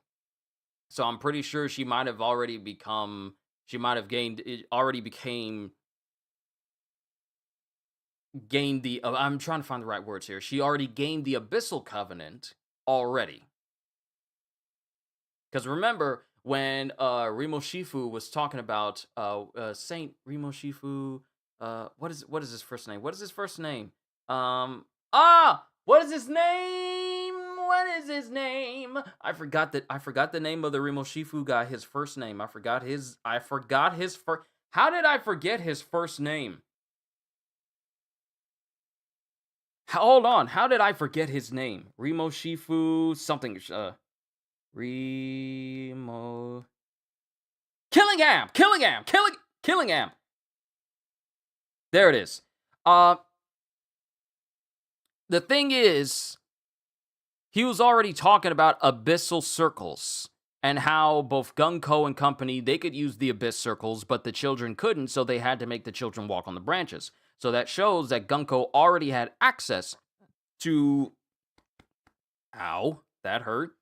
Already had access to the abyss itself. Meaning at some point later on in life, probably not too long after God Valley, or within those 5 years since the events of God Valley, she went up the ranks from Shallows, went from the Shallows Covenant to the Depths Covenant to the Abyssal Covenant. I would not be surprised if she got that far. And since they're only reserved for 13 exclusive individuals, not counting all the 5 in there with the Godosei, you still have 8 more people that can get access to both the depths and the abyssal. But I feel like she got either the depths. It's either the depths that allows you to have abyssal. And here's the thing. I come back to what you said, saying the intricacies of these contracts is really interesting, but we don't know anything about them fully. That's the thing. So I am just speaking speculatively on what I'm assuming. But I feel like with the depths and the abyssal, you get access to either immortality is exclusive to the abyss, the abyssal covenant, or it's something that the depths and abyssal covenants have access to. If anything, I can bona fidely say that the elders automatically have the abyssal covenant. That they already have it. And if the knights don't have access to the Abyssal Covenant, then they probably are on a step lower with the Depths Covenant, which also includes immortality as well. If that's not the case, then that means that all of the God Knights who are basically immortal, including Mafe, who we saw have her entire body cut through, that essentially means that they are a part of the Abyssal Covenant as well, if not the Depths. But like you said, we don't know anything about it, though, so I can only say speculatively. But I do want to find out more about it. And you got to know that Oda intends to come back to this, like bring this concept up a little bit later on due to the fact that when things are bolded, when concepts and terms are bolded in the story of One Piece, we eventually will come back to them and we'll learn a lot more about them. So the Shallows Covenant is bolded, the Depths Covenant is bolded, and so is the Abyssal Covenant as well. But getting back to it, Harold is beaming with the thought that, oh, Elbaf will be accepted in the world government if I just keep working hard and become accepted as a knight of a holy knight. He's just, and you can see it on his face. It's not a face of someone who is being cautious. It's the face of someone who's all like, oh, I see the good. I see the good of what this will bring us. I'm just going to ignore the bad. That is literally what Harold's face is saying. Plus, she looked the same when she was Emu's servant too when we saw her in the flower room. It'd be real funny if she had aged the whole time before God Valley from when we saw 56 years ago when Rox broke into the flower room just to after it and she just aged like fine wine. I mean, Shaki exists. Shaki is like what in her... She's pretty much the same age as Rayleigh. Or in that same age grouping as Rayleigh. How old is Shaki? She is crazy young. Well, she's older. I'm not going to say crazy young, but she's crazy young looking, but she's around the same age as Rayleigh. Yeah, she's 64. As of right now, she is in her 60s. She is 64 years old. So, I mean, when it comes to people who age gracefully, it is not a lost concept.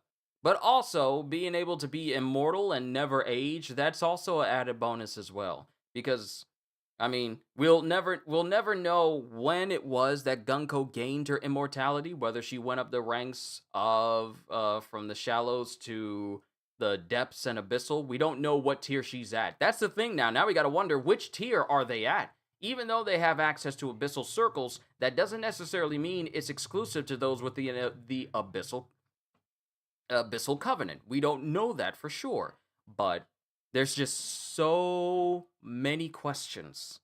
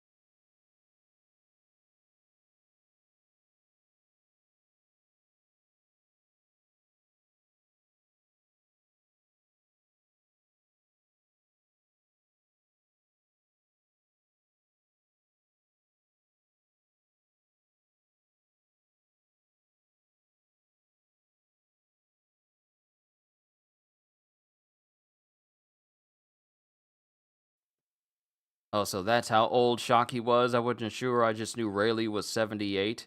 Yeah, but we don't know the differences in between the shallows and depths and abyssal covenants. The benefits that come with all of them, we don't really know.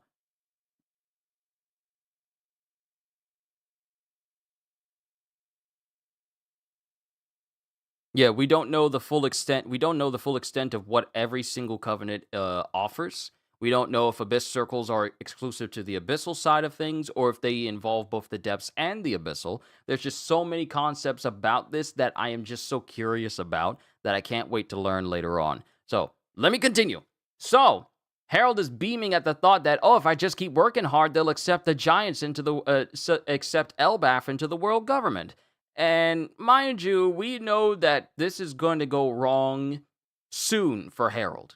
I've never been the one to have doom and gloom over a person in One Piece, but I just know for a fact that it, despite all the red flags, the fact that Harold has yet to see that this org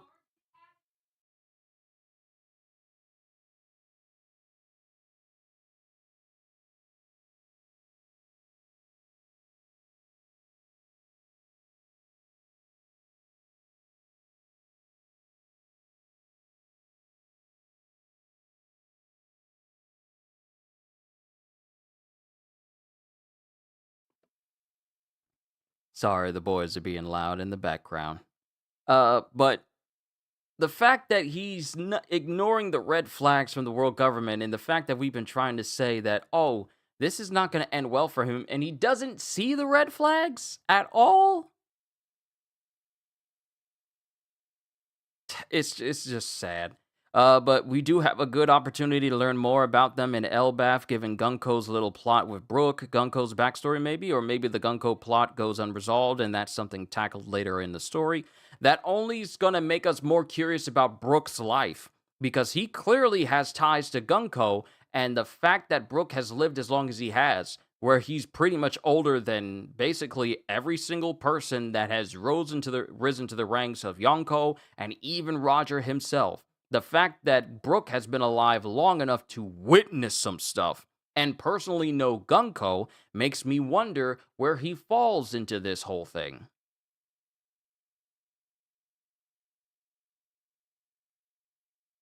But yeah, to get on topic with the current conversation, Harold is being even more tunnel vision now than now that he's doubled down on this path, and it gets even worse as thing goes on. So I should also say sorry for the Covenant tangent. Oh, don't even worry about it, because I'm curious about it as well. I am just, you want to know what I'm curious about?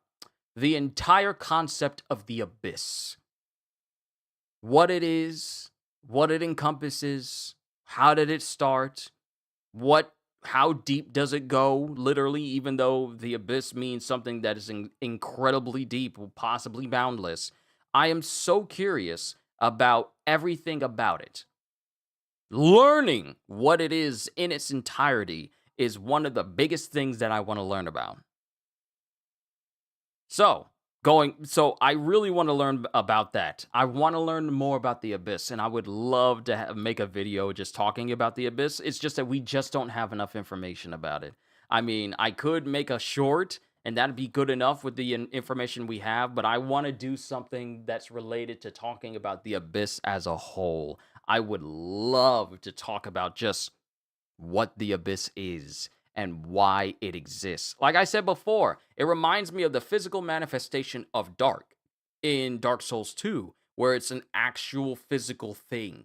It's not just a concept, it's not just a figurative term, it's an actual literal thing that physically exists. The literal concept of dark itself has power, and it exists, and it's something you can touch, something you can manipulate, something you can call upon, if you will. It's basically that for the Abyss, for the Five Elders, and Emu. So, another thing that's really good about this chapter is the fact that in Shangara, we finally get another location in Marijua, which we've had Pangea Castle, we've had the Room of Power. We really didn't have any other named locations within Marijua. We've had places that we've seen, but they weren't exactly named. We have the Flower Room, which is essentially Emu's personal room that they reside in and just chill at. But we don't get many big locations across Marijua to learn more about. So we got Shangara, which is the name of the Knights' Temple in the Land of the Gods in Marijua, literally the home of the Holy Knights. And we get Garling, who's grown older. His crescent hairstyle is, even more curved, but also the sides of his hair are starting to come out, and his beard is starting to his goatee and beard is starting to come out a little bit as well, though it doesn't reach the point where it becomes a full crescent moon shape. And he's now the commander of the Holy Knights, of the Figureland family, Sate Garling. With him going, "What is the Great One thinking?" And then Salmers is all like, can the King of Elbaf actually take orders? And mind you, Shamrock is here as well.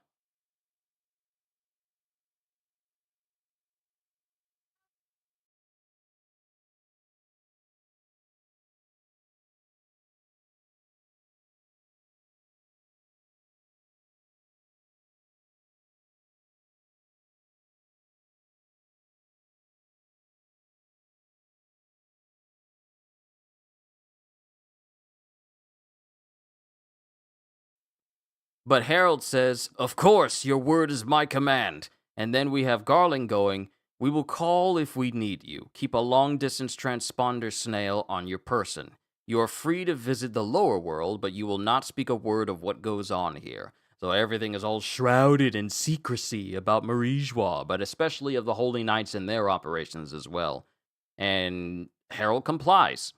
But then we cut to 22 years ago in the Fishman Island of the Ryukyu Kingdom. Harold is laughing.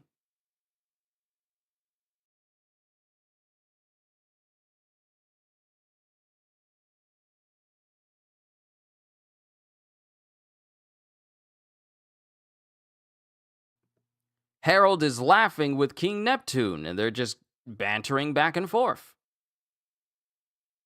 With Neptune talking about how his daughter's going to be born in 4 years. And then Harold is all like, huh, interesting. And Neptune's all like, hey, my daughter told me that I would receive a daughter 4 years from now. What do you say? We can betroth your Loki to my daughter. Because Neptune's all like, I hear stuff about your son, but I don't think it's as bad as people make it out to be. And Harold is all like, forget about it. Listen, I'm not talking about any ordinary mermaid. Supposedly, she might be born with wild, disruptive powers. In that case, it sounds like a match made in heaven. Let's have a toast. And mind you, during this time, Mamboshi is, like a baby being held by Otohime. And we have Fukaboshi, who's in the background as well. And Harold says, to the future of my little brat and your shaggy daughter. She will not be shaggy. Then we cut to that very same year, at the Owl Library in Elbaf, where the library has essentially been there since before the formation of the school in Elbaf, and right after, a little while after Saul got to Elbaf after the events of the Ohada incident. Harold says, of course you can settle down here, Saul. I appreciate that. But I wanted to ask you something. What's that? Would you join? And he says, what's that? Not what's that, but what's that? Would you join with the educated of Elbaf and open a school here? A school, huh? Sounds nice. And mind you, in comparison to Saul, Harold is very, very huge. Because he's standing there and you can see Harold and his whole body, but then off to the side, that is basically child size, you have Saul standing next to him. So Harold is just huge. Then we cut to 15 years ago. We're getting closer and closer to the present day.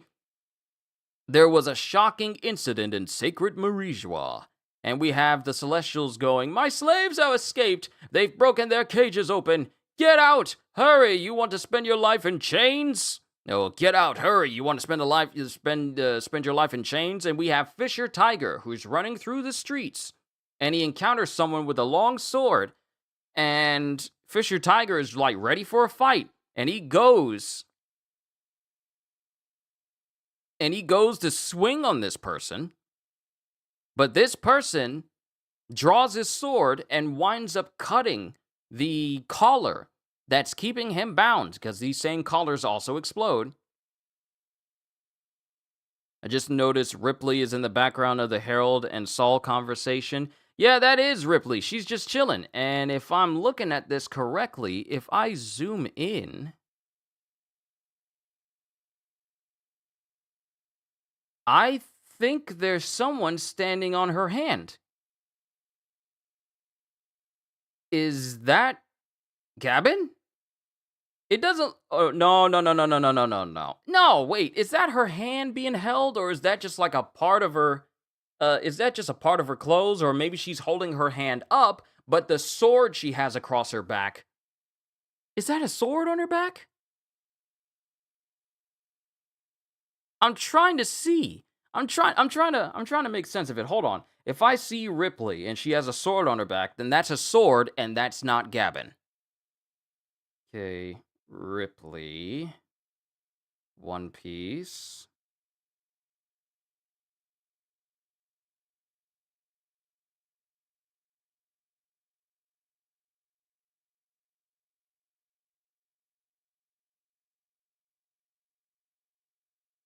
No, she doesn't.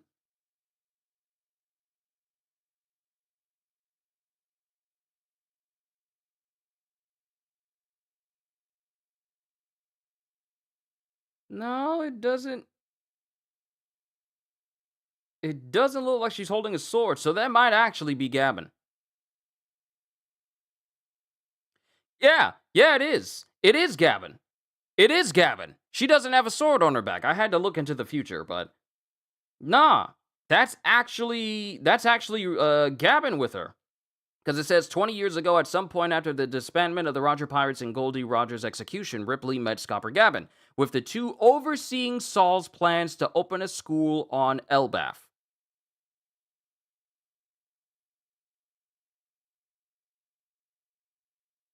Yeah, so that is Gavin. I never noticed. I never noticed until now, which makes sense since their child was born 20 years ago. Exactly. So, yeah, that actually is Gavin in her hands with Harold talking about. Okay, great. Now it doesn't want to. Okay, there we go. I was about to say, this thing doesn't want to work right. But yeah, Gavin is there with Ripley listening to Harold's plans to have Saul open up a school. So while that's going on, cutting back to Fisher Tiger clashes with this person who. Hold on. Hold on. Wait a minute.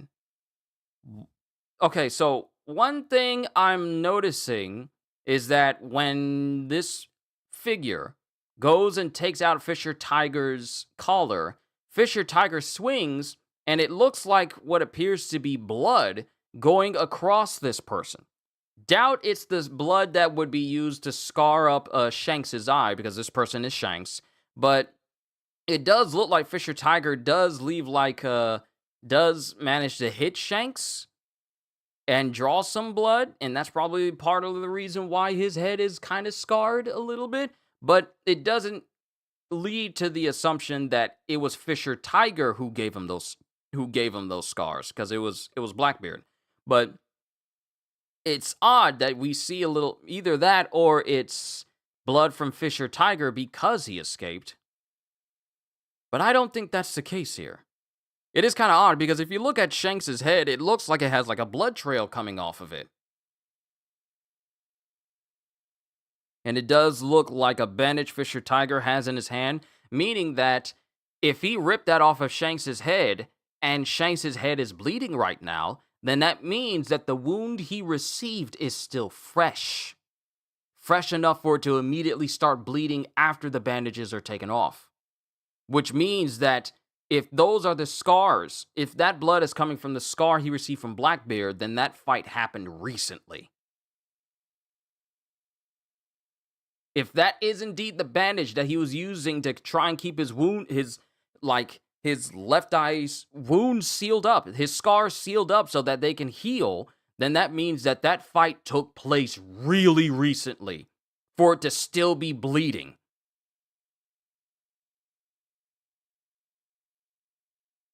Which makes me wonder what happened right before Fisher Tiger broke out. Because Shanks helped him.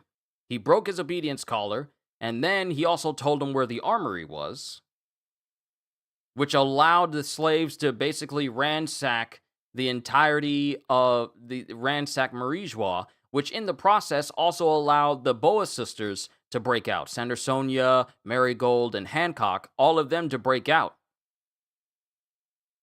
Not only that, but Koala as well. And that's what led to the release of Boa Hancock and her sisters, and also the liberation of Fisher Tiger and everyone else, along with Koala. And then, of course, we know about Koala's story and Fisher Tiger's story and Boa Hancock's story. And mind you, it was brought up that maybe Oda retconned Fisher Tiger climbing up the red line, but that's another thing that needs to be remembered is that Boa Hancock is the one who said that Fisher Tiger was the one who climbed the red line in order to get into Marijois, which apparently was not the case because during this time Fisher Tiger was already a slave.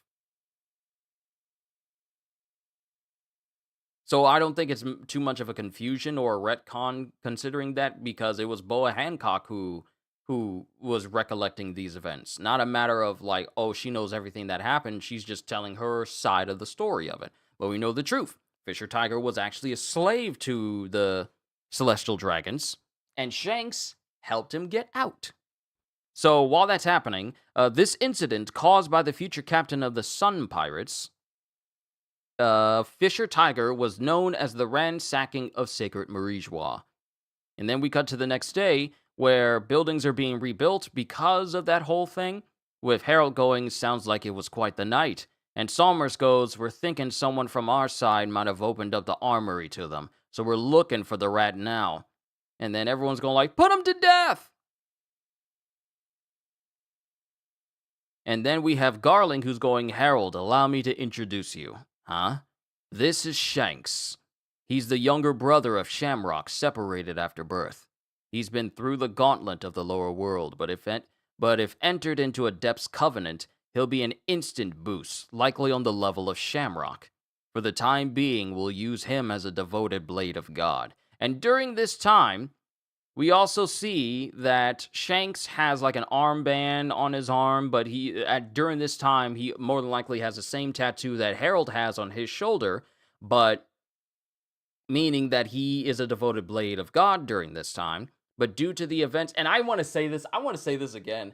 I brought this up when we first saw this tattoo, when we were first getting into the backstory of Loki that led to the backstory of Harold and Rox. When we first got into this backstory, we saw that tattoo, and I said, if that's a tattoo, if that's the mark that they use, then what if Shanks allowed his arm to be taken off so that way he could be completely severed from Marijois in that way? And finding out about these covenants themselves, I feel like it's really reinforcing my whole thought process of what I said months ago. I had no idea that those tattoos on the arms would have this much of a deep meaning. But now thinking about it, I pretty much called that him having that arm taken off did more good for Shanks than anything else that could have happened to him. That's my belief. I honestly think that he allowed his arm to be taken off so he could be severed from Marijois and the Holy Knights and anyone dealing with them completely, because he knows all that information he's gathered. And he's a really good actor too. So Garling continues. He's the younger brother of Shamrock, separated after birth. He's been through the gauntlet of the lower world, but if entered into a Depth's contract, he'll be an instant boost, likely on the level of Shamrock. For the time being, we'll use him as a devoted blade of God like you. I thought the same thing with Shamrock at first, but have we met before? And Shanks, with a fresh bandage over his face, goes, I don't know you, you great lumbering peon. How dare you speak to me as if we're equals? I've always had the blood of Figureland in my veins. Mark my words, I'll be a knight before you. And, Shanks putting on this very convincing facade he kind of slightly intimidates Harold, going, oh, my mistake. And Shanks turns away. And I brought this up yesterday, but when a person is insincere when after they say something rude, they have a shadow of lines over their eye. Meaning that Shanks really did not want to say that, but is keeping up the facade, so he had to reluctantly say these mean things to giants. To a giant. Mind you, he becomes best friends with some of the best giants in the story, Dory and Broggy, later on in life. To the point where giants just love Shanks in general. So him saying this, it's like disheartening to him. And then we have Shanks and Shamrock standing next to each other. Let's go, Shamrock. Tell me more about the Holy Land. I want to be the hero who captures the one responsible for the attack. Any clues? And mind you, the big difference between Shamrock and Shanks is that Shanks' hair only goes to like the bottom of his head, while Shamrock has longer hair. With Harold wondering where he saw Shanks before, I wonder if he came across the Roger Pirates at some point in the past. That's a good question, due to the fact that the Roger Pirates were certainly active during Harold's time being basically a tool for the world government to dissuade pirates. I wouldn't be surprised if he's actually encountered the Roger Pirates before and caught a glimpse of Shanks, but not often enough to instantly recognize him. Like I said, this is all just purely speculative, but given the fact that the Roger pirates were rarely seen without Shanks around, and because he was the one who was always wearing Roger's straw hat, and he was pretty much the only person on the crew with red hair of that degree anyway. So I wouldn't be surprised if Harold actually came across Shanks, but just not often enough to immediately recognize him now. But Shanks has short hair, Shamrock has longer hair. Devoted Blade of God, Figureland family, Saint Shanks. And Holy Knight of God, Figureland family, Saint Shamrock. So it shows that Shamrock is already much higher on the hierarchy when it comes to strength and power. And also another thing is we can tell that Shank's instinct is already, left-handed with his sword because his sword is on his right side while Shamrock's is on his left, which normally you would have opposite of your sword you would have normally opposite of your predominant hand. So since I'm right-handed, a sword I would use would be on my left side. So that means that Shamrock's is actually right-handed, if not ambidextrous. But yada yada, a lot of stuff. There's still time to do this once your wound is healed, Shanks. You don't know how it. And then Shanks goes, you don't know how it feels to learn that you've wasted 24 years of your life. I always knew I was different from the others. I hated everything down there. And mind you, Shanks's eye is still shadowed over, so he doesn't actually mean that. He actually enjoyed being down below. And while Shanks and Shamrocks are walking through the streets, we actually get eeks and yays because they are apparently very handsome dudes that the Celestial Dragon women like seeing walking down the street. But Harold is looking back at Shanks and he's just looking kind of curiously. Not, suspiciously, but he's just looking back at Shanks because there's something. There's something. So as that continues, we get to that year in Fishman Island, and Ida has fallen ill.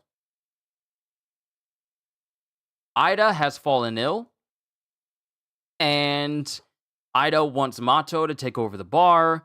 The doctors are telling Ida, hey, why don't you call up Harold and have him bring some doctors over from the world government since he's working with them? And Ida's all like, yeah, I don't want to get in Harold's way at all. And then we get someone screaming out, hey, outsider hag, and it's Loki, and he brought over this giant bull for her to eat in the hopes that that'll make her feel better. Got some fresh meat to feed her. The bar's a nice chill place for me to hang out at. I need it open again. And the doctors are all like, he's gotten bigger, but he's still the same impudent brat inside. You're the only one who can tame that little beast. Because apparently Harodin, Rodo, Goldberg, and Gerd, they've all head out to try and find a doctor for Ida in order to heal her up. Harodin's off with his comrades, searching overseas for a doctor for you. So both of your sons have a lot of love for you. And Ida's all like, you're all making a big deal out of nothing. I'm fine. I'm just fine. That's real sweet of them, though. Then we get to the Brewer's Village, Loki's mother's home, the home of Estrid. And Loki is all like, huh? What'd you say? I said we don't want that outsider woman becoming the queen. You agree with that, right, Loki? Estrid's the true queen, and she's from our village. They can't take away our fortune and status. So we gave that wench a little poison. These ergot spores won't stop once they've taken root. It's certain death. So it shows that Ida is not sick with like a regular illness. She's sick because she's been poisoned by the village by the villagers of Brewer's Village. The home of Estrid. The gold digger that wanted to get in good with Harold and enjoy all the fame and status. The gold, like, let's put all the jewelry inside of the throne room. Oh, the fortunes tell me that the gold needs to be facing this way. Oh, in order for us to be exemplified as the kings and queen of Elbaf, we should only eat the finest silverware. Get the silverware out. Get it out. Put all the jewels in my room.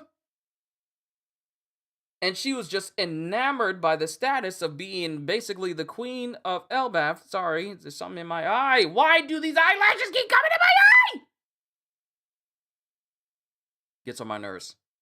But this is oh, come on. Come on. Oh, I'm sorry. It's on my eye. It's on my eye.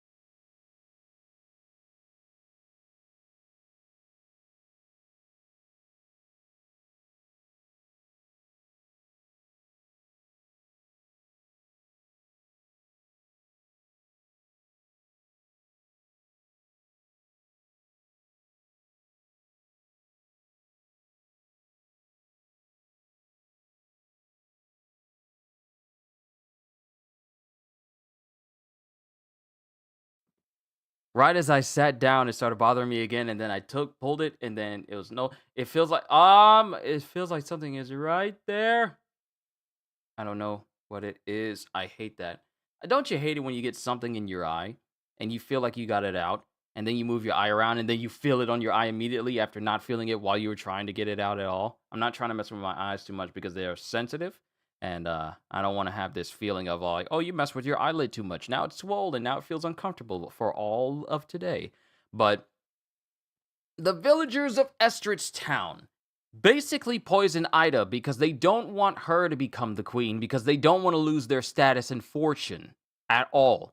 So it just shows you that the mentality of Estrid basically permeated throughout that of the entire village. And mind you, they're telling this to Loki because they know of his reputation, and they think, oh, because this is the rambunctious brat who's always bad mouthing Ida, surely he'll be on our side.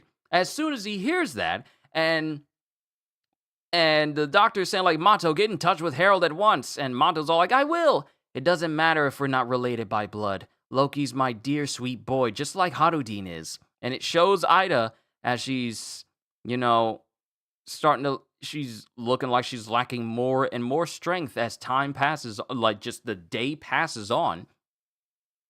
And all we see in the next two panels is, well, Loki enacting righteous retribution against the villagers who poisoned Ida.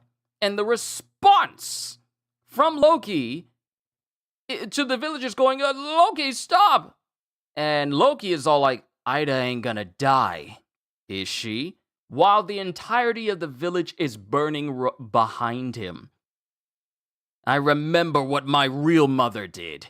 She cast me out of the tree into the underworld. You want fortune? You people make me sick. Ida ain't gonna die, is she? Because she's the only mother I have! And mind you,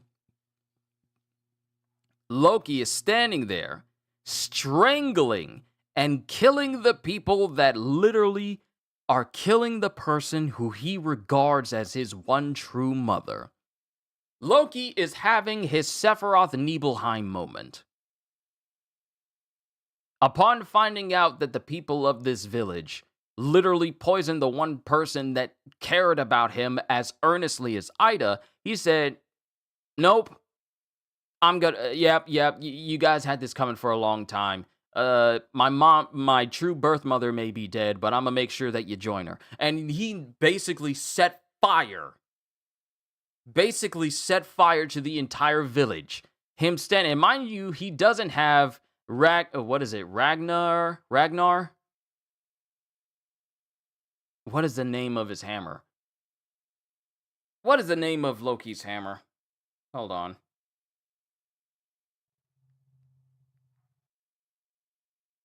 Ragnir. I was kind of off. I was off by a vowel. But Ragnir, he's not holding that. He's got like a, hold on.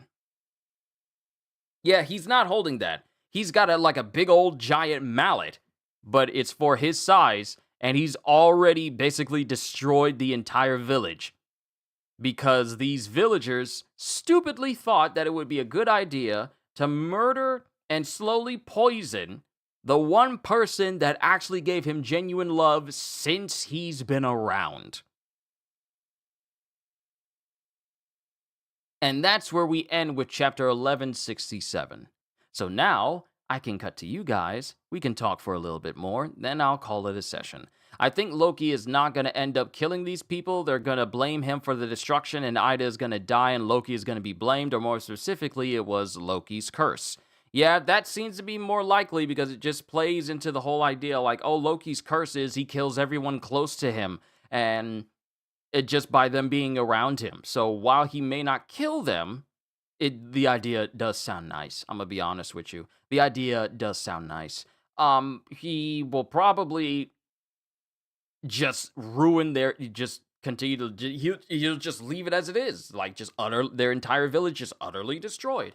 But this also changes a little bit our viewpoint of Loki a little bit more, because we brought up in a previous reflections that perhaps the stories we heard about Loki being like the destruction of Elbaf, the worst thing to ever happen to Elbaf, but we were only hearing, and I believe you brought it up as well as Ogata and everyone else, on how these stories may have been embellished a little. There might be more to Loki than we realize. And here we have it, that's actually really, really true. Because he's gone out of his way to literally destroy an entire village, literally the home of his own birth mother, because those people happened to try and target the one person that actually treated him like a son.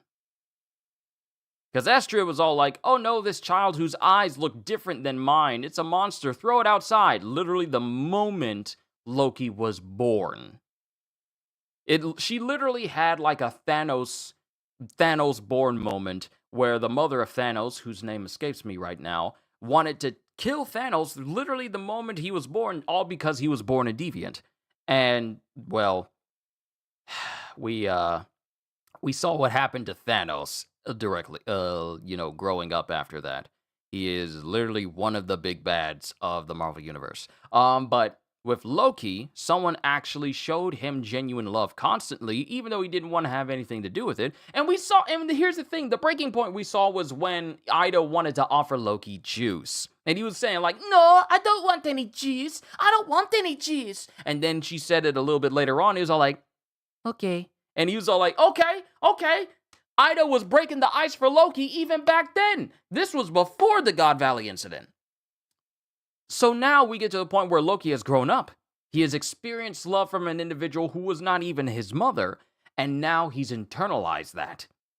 And now it's like, oh, these villagers thought that just because Loki was seen as the curse of Elbaf, as the ruiner of Elbaf, let's tell him what we did to a person that he kept loudly proclaiming he didn't like at all, even though Ida and everyone else knew differently just because of how he treated her.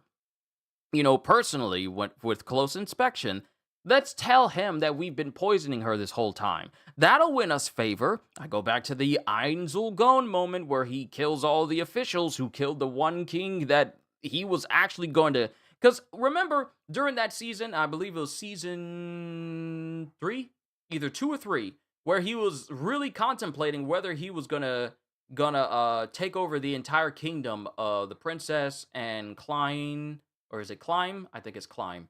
Climb, take over that entire kingdom. He was rethinking it until those officials killed the king then.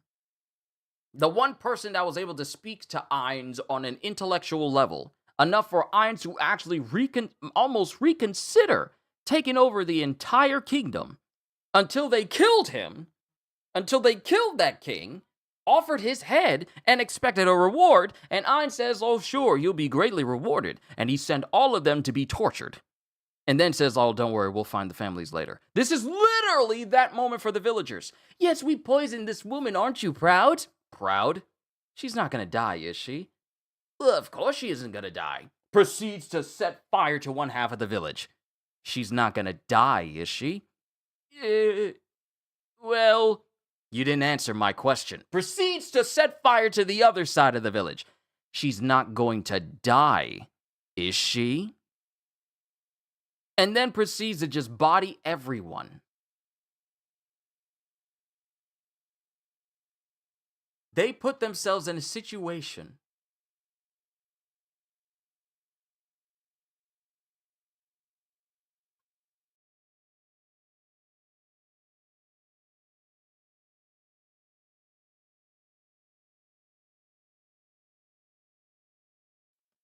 So now these villagers have basically brought upon the wrath of Loki upon themselves. And we know Loki is blamed for that too. And then with the one person who loved him is gone, Harudin is going to blame him. The people are going to hate and fear him. Well, I'm going to say except for Harald, but he's going to die 1 year from now. And we know Loki is blamed for that too. Now, the thing I'm questioning is what truly happened with Jarl. What is the full story of how he got that blade in his head? If I remember correctly, didn't he get that blade in his head during the whole altercation with Harald and Loki and everything that went down that day?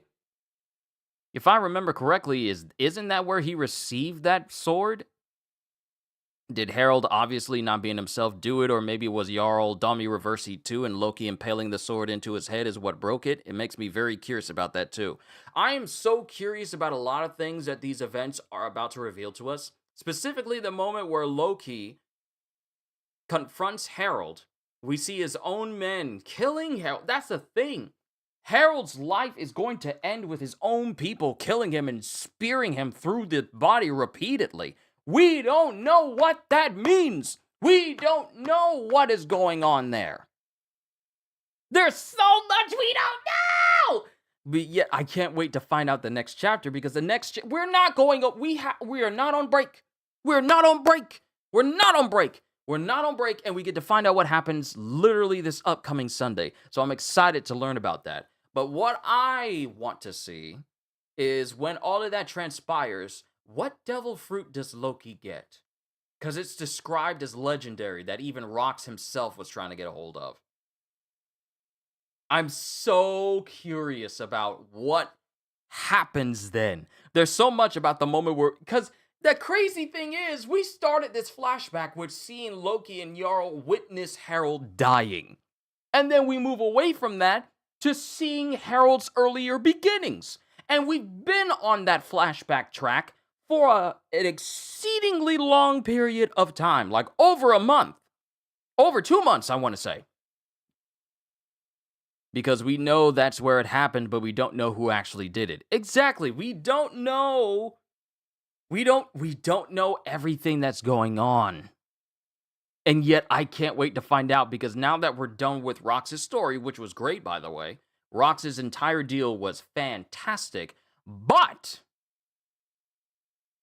learning what happened to Harald so we can understand everything as it goes now in the present day and get back to what's happening in the present is what I actually want to learn.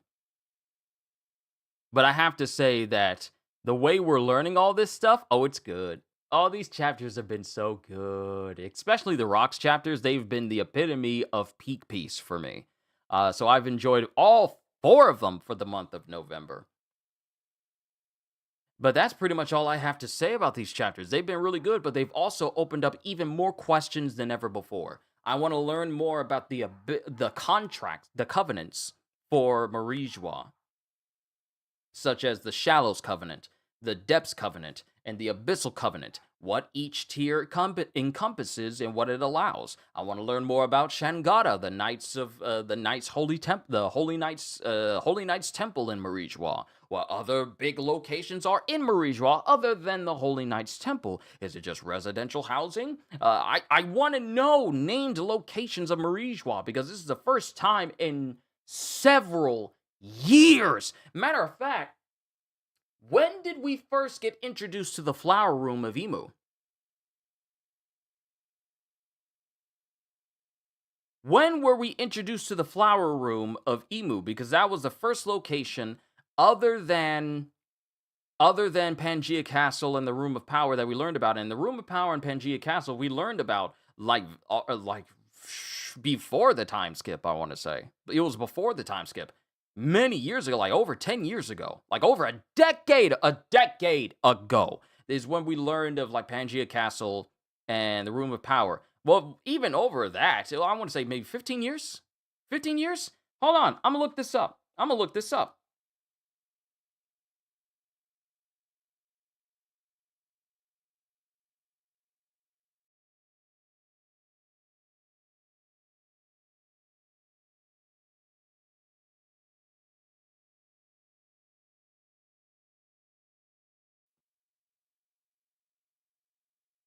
I get so tired of these stupid McDonald's ads that pop up on these pages and they take up the whole screen, making you have to click it so it can go to the link and then you have to back away and then hit the X because the X doesn't actually work. I get so tired of these ads.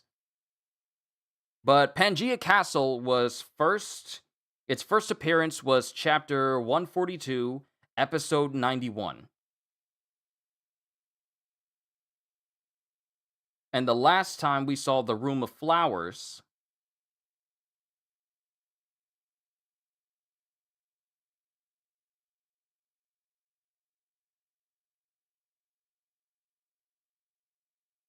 in the Room of Flowers, hold on.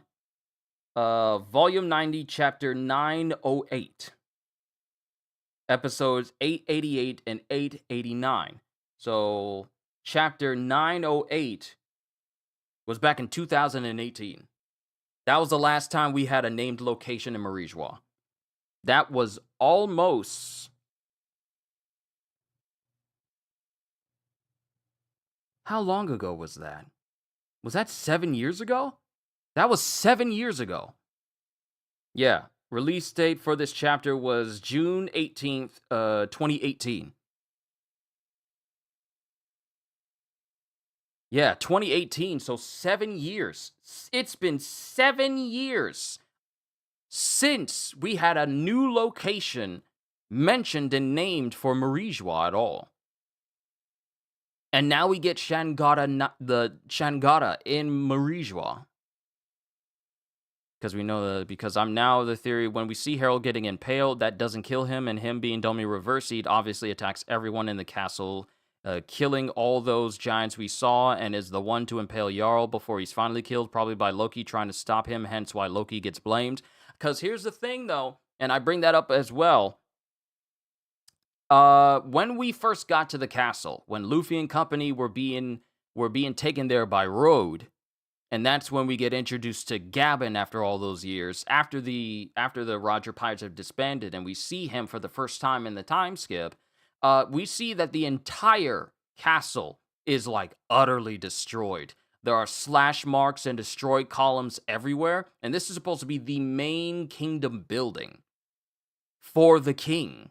And it's completely destroyed all over. There's destruction everywhere, and there are corpses of giants just everywhere. Their bones still left behind. So it's not as easy as like, oh, Harald is contended with inside of the main, throne room. It's like, no, this is a fight that transpires throughout the entire castle itself. So that fight is definitely something that needs to be shown for us to fully comprehend and understand everything. And like you mentioned before there's a whole legendary devil fruit fiasco, we don't know what happened either. Exactly, and why that fruit itself is described as legendary. See, we've had special type devil fruits called special, unique ones as well, but never ones that are considered legendary. It's vi- it's I think this is our first instance of a devil fruit being actually called legendary. Because if I come up here and I search, and of course the web page itself wants to alter its size.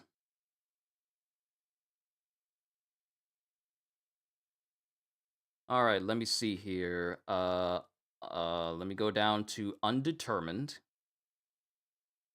Stop. Uh, I I don't care about your McDonald's breakfast. It's 2:47 in the afternoon. So, with the undetermined, let's see, the unnamed devil fruit passed down through the royal bloodline of Elbaf, currently in the possession of Prince Loki. And then we have the Gunyo no Mi, which is the Glorp Glorp fruit. Then we have Lafitte's unnamed devil fruit and an unnamed devil fruit in the shape of a panda shark. But we don't know much about that. But it's pretty much the only devil fruit that's classified as legendary. Why do you keep showing this ad for McDonald's? And people wonder why people use ad block because they're tired of seeing stuff disrupting them.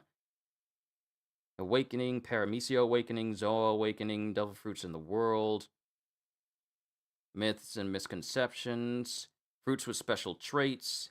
Ah, there it is. Okay, here it is. So, fruits with special titles. So we have the Goro Goro no Mi, which has been deemed as one of the few invincible devil fruits, though Luffy was able to counteract it with his rubber physiology. Then we have the Yami Yami no Mi, which is claimed to be unique even for Logia. Teach even stated that it was the true power of the devil and the most evil of all devil fruits. Then we have the Gura Gura no Mi, which has been called the strongest paramecia, is equal to a Logia, and Sengoku stated that it was powerful enough to destroy the world. Then we have the Mago Mago no Mi, which is stated to be one of the highest offensive powers among all devil fruits. Then we have the Ope Ope no Mi, which has been called the ultimate devil fruit due to its ability to grant eternal life. Then we have the Mochi Mochi no Mi, which was first introduced as a Logia in the Shonen Jump release, would later be identified in Volume 86 as a special paramecia by Jinbei. Then we have the Hito Hito no Mi Madonika, which has been referred to as the most ridiculous power in the world. And then lastly, the unnamed devil fruit passed down through the royal bloodline of Elbaf has been called a legendary devil fruit. So whatever power Loki has, it is known as a legendary power. I can't wait to figure out what that actually is. There's also all sorts of things we don't know about Loki either. His story with Lola, why he went out to sea specifically, his altercation with Shanks 6 years ago, though I don't know if we get all those things answered in this flashback. I would love for that to be the case, but at the same time, you don't want a flashback to drag on for too long. Maybe this is something that can be solved in 2 chapters and not be dragged out too long, so that way we can resolve those concerns and those questions. However, you don't want the flashback to last any too long because we spent a considerable amount of time with Harald and especially Rox. Especially the God Valley incident, which I want to say is the peak of this flashback, just finding out what went all down there. But you don't want things to just drag on for too long. That's just my stance on things. But I am curious to see what could possibly happen for the next chapter on this upcoming Sunday. I really am. Because with us getting closer and closer to the present day, we're about to learn some stuff right before we get back to Loki's decision, Loki's stance on things, Harudin learning all of this stuff, especially from Gabin's recollection and from Loki's recollection, and seeing where things go from here. Because eventually, Loki's going to be unchained, and we're going to finally see what type of power he actually has. And if Loki decides to fight alongside Luffy, albeit in it for his own reasons, uh, it's going to be a massive undertaking due to the fact that with his strength, he's already an issue for Harudin. But it would be incredible to see him use his power against Emu, and Emu can't do anything about it due to the fact that Loki is just that strong. So Loki and Luffy both together, because there will be a fight. Nika will encounter Emu again, not Emo, but Emu again. It will be. It's a thing that is going to happen. It's probably going to happen a lot sooner than Saitama meeting God, but But these events are going to happen. Loki will be 100% free. Will be able to use his devil fruit after being chained down in the underworld for so many years. Luffy is going to try and rescue his crew, and we're going to have to contend with the Holy Knights who are also up there as well.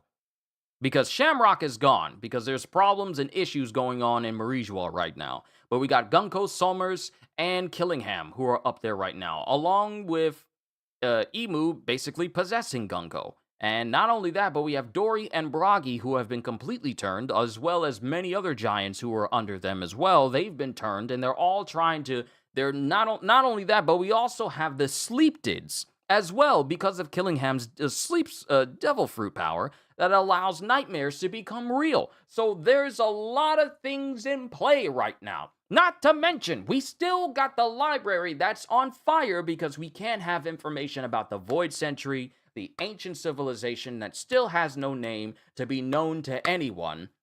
We still have all of that information going up in smoke currently. We don't know if it's touched the books yet, but it's still currently going up in flames. We still have the children that need to be rescued because Somers hasn't been put down in a way to make it so that his devil fruits dissipate. His devil fruit power dissipates to free the children. We still got that going on. The Straw Hats are still bound because of Gunko's arrow fruit, so they can't take part in anything. Brook's connection to Gunko is still something that needs to be explored.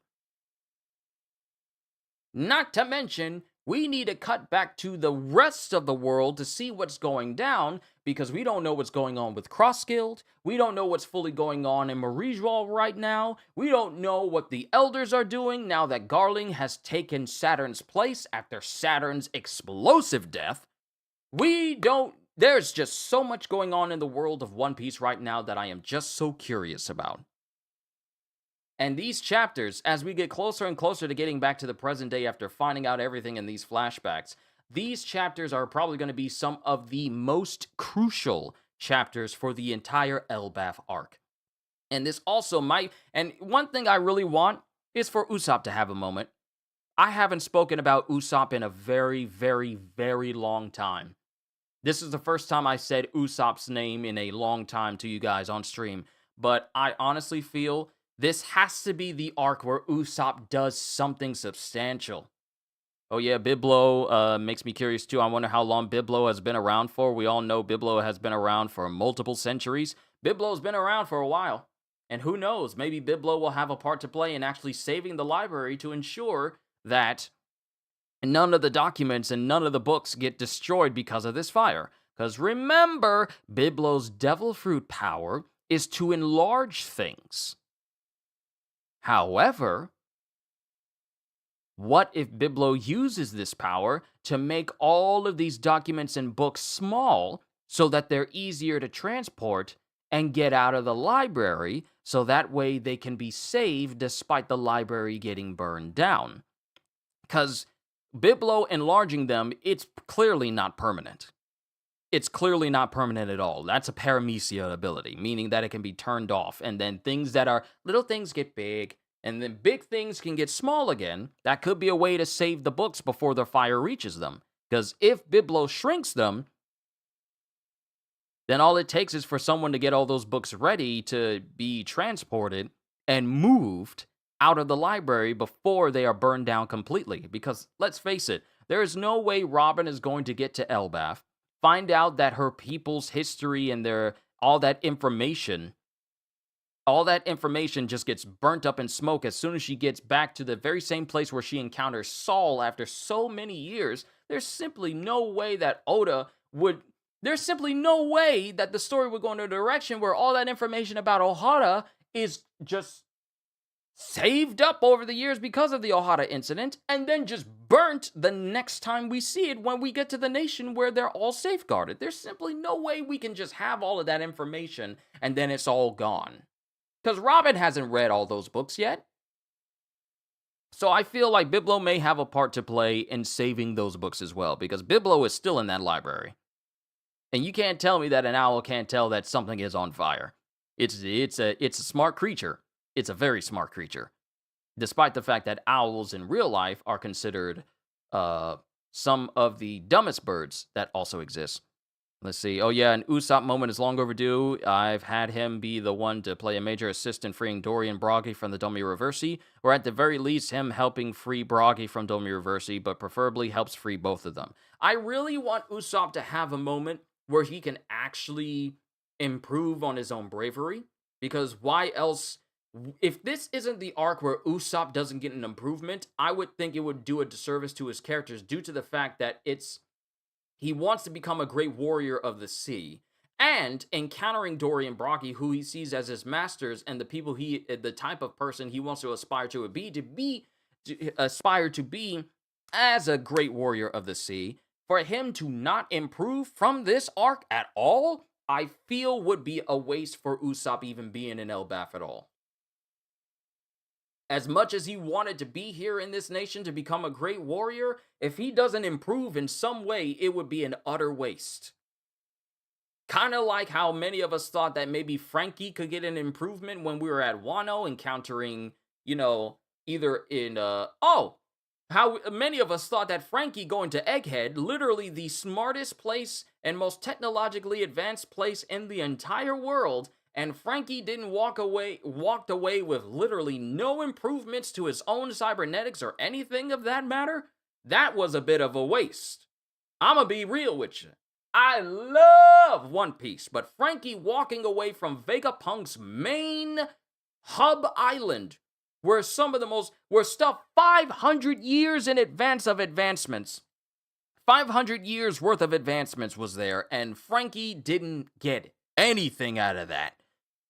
We cannot repeat that same mistake for Usopp, who is here in this very nation that he's always wanted to go to since before we even got to Skypiea. You can't tell me that Usopp doesn't get a moment where he improves on either his own bravery or he maybe starts getting more attuned to using his observation haki just a little bit. It would be an utter waste. I was just about to say that too about Usopp having some development in his dream, becoming a brave warrior. I completely agree. That's what I'm saying. If Usopp doesn't improve in some way from this entire encounter, I would think I would be the first to say that Oda, this was the perfect moment for Usopp to have like a character development moment where he actually gets better as a warrior and stops being 100% coward and actually becomes like, I don't know, maybe 70% coward, but 30% braver. So we can't just count him among, so that way we can stop counting him among the scared trio, Usopp, Nami, and Chopper, and be counted as someone who's ready to fight, while reluctantly still be ready to fight, a lot more likely than he has in the past. I'm not saying that he needs to be a complete departure from him as a character, but he does need to improve as a character.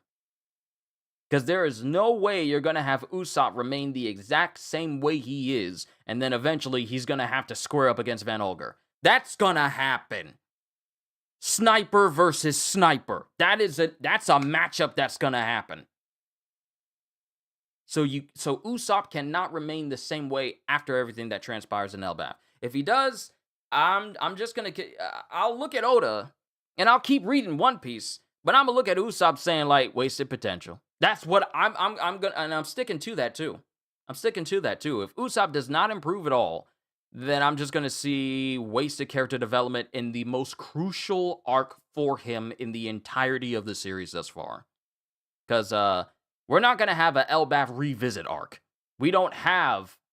The only time we have revisits to previous locations for the Straw Hats was literally Sabaody. And that was it. Because they all promised to come back there.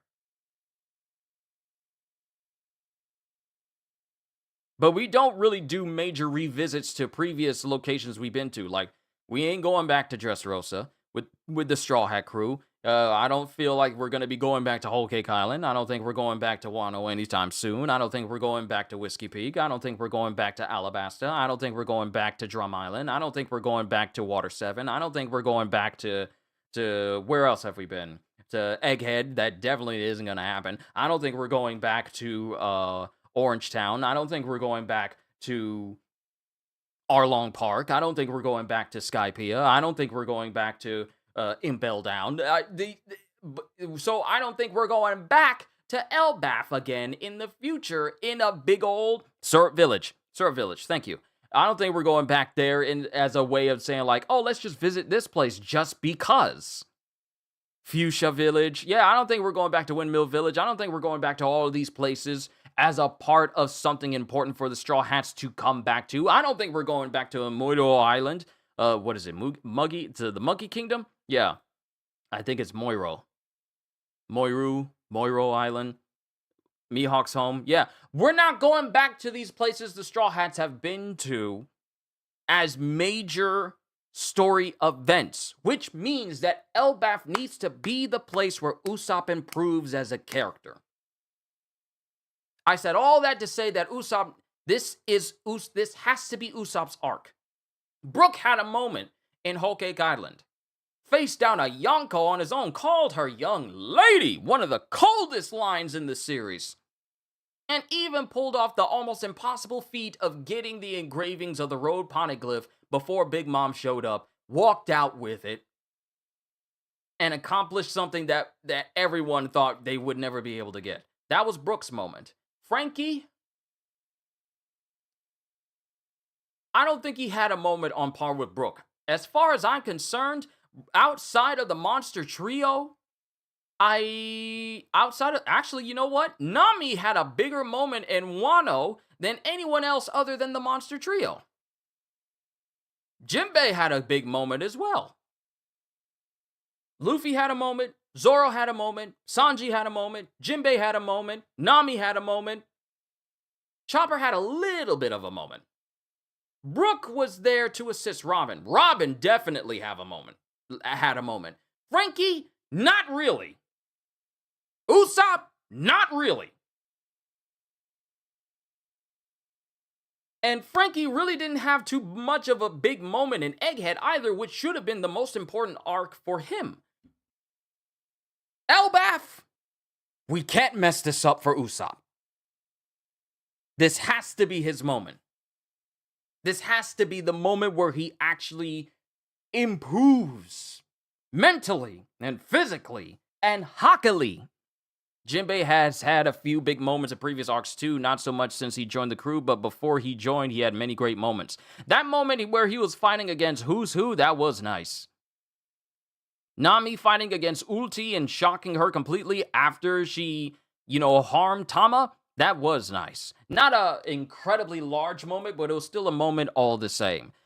Usopp defending Izo and Kinemon, defending Kiku and Kinemon, I wouldn't call that a major character moment because he was still acting majorly cowardly in that instance. I mean a moment that redefines what he wants to do as a warrior and improve upon it so that way he's not seen as a liability. Because I'm going to be honest with you. I love Usopp. I really do. I love Usopp. But half the time, this Joker be wanting to try and get out of situations where you need to be throwing hands. He's all like, nah, I'm going to go in that direction. You guys handle it. He's had plenty of cowardly moments, and he continues to have them.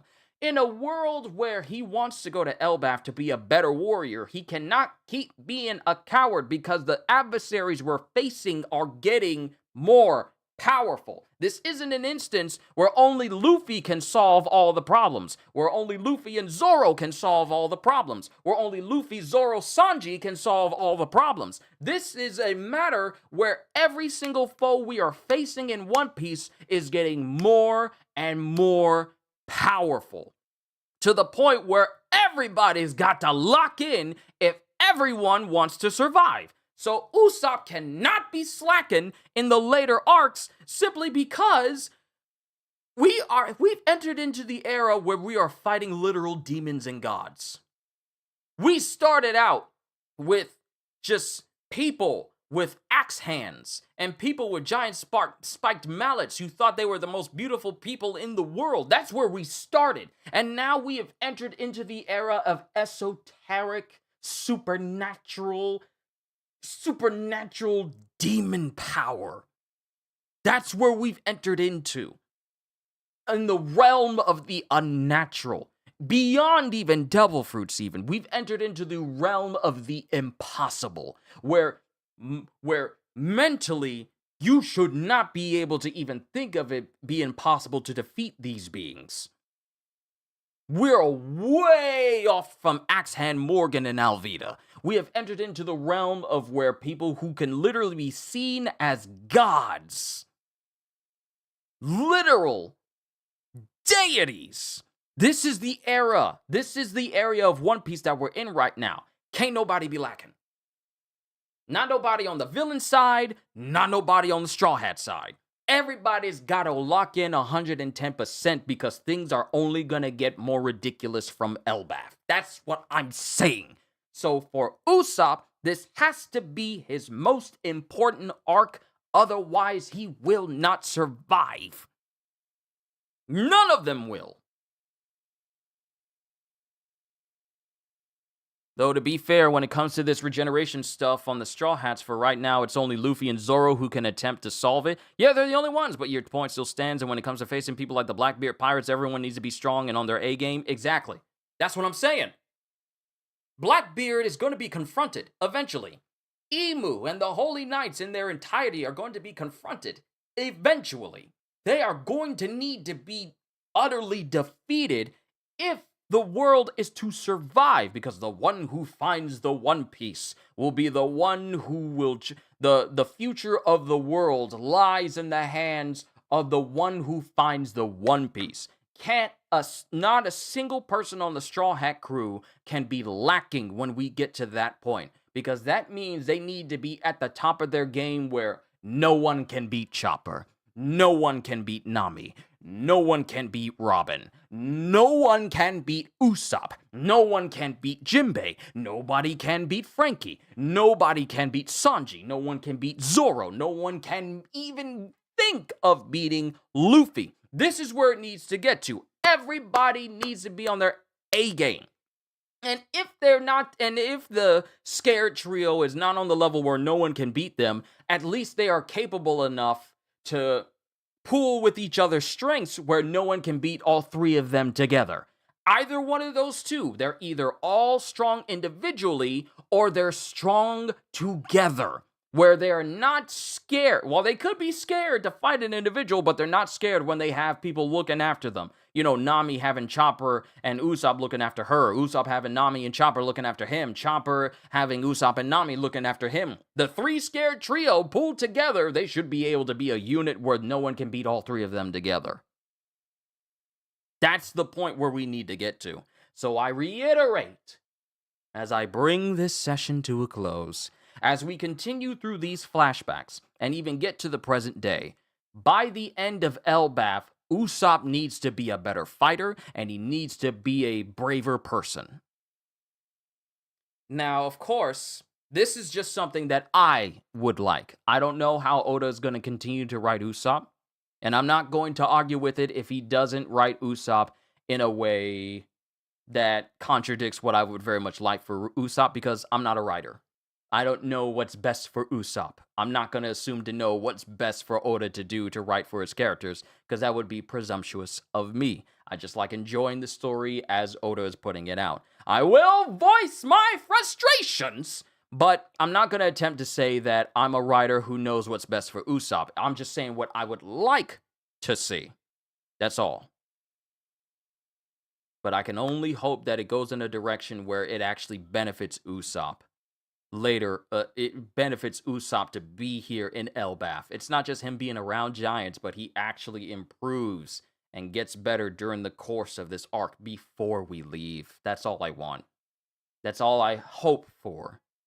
But overall, for the month of November, all 4 of these chapters were incredibly solid, and I enjoyed every single one. Like I said before, we're not going on break, which means the next chapter of One Piece will be dropping this upcoming Sunday, and I can't wait to see how the flashbacks continue as we delve closer and closer to Loki's ties to Harald, the moment that happened when Harald was killed by his own men, and what that means for the present day, as we still have Imu possessing Gunko and the rest of the Holy Knights who are there to contend with if the nation of Elbaf is to be fully saved. Because Imu said, yeah, we're taking this nation right now. So, unless Luffy and company have a way of defeating the Holy Knights right now, in this instance, we're going to need some major players to help out.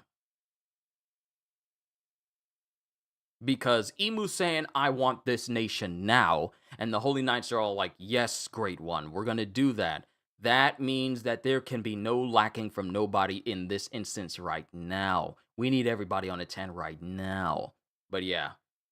Let's all pray there's no health scares or immediate breaks that suddenly pop up. I'm of the mind of, if Oda needs to take a break, please take it, because I would rather have Oda take a break and keep his health regular rather than him trying to get through an entire month with no breaks and then he suffers because of it and we go on a 1 week or 2 week long break of no chapters.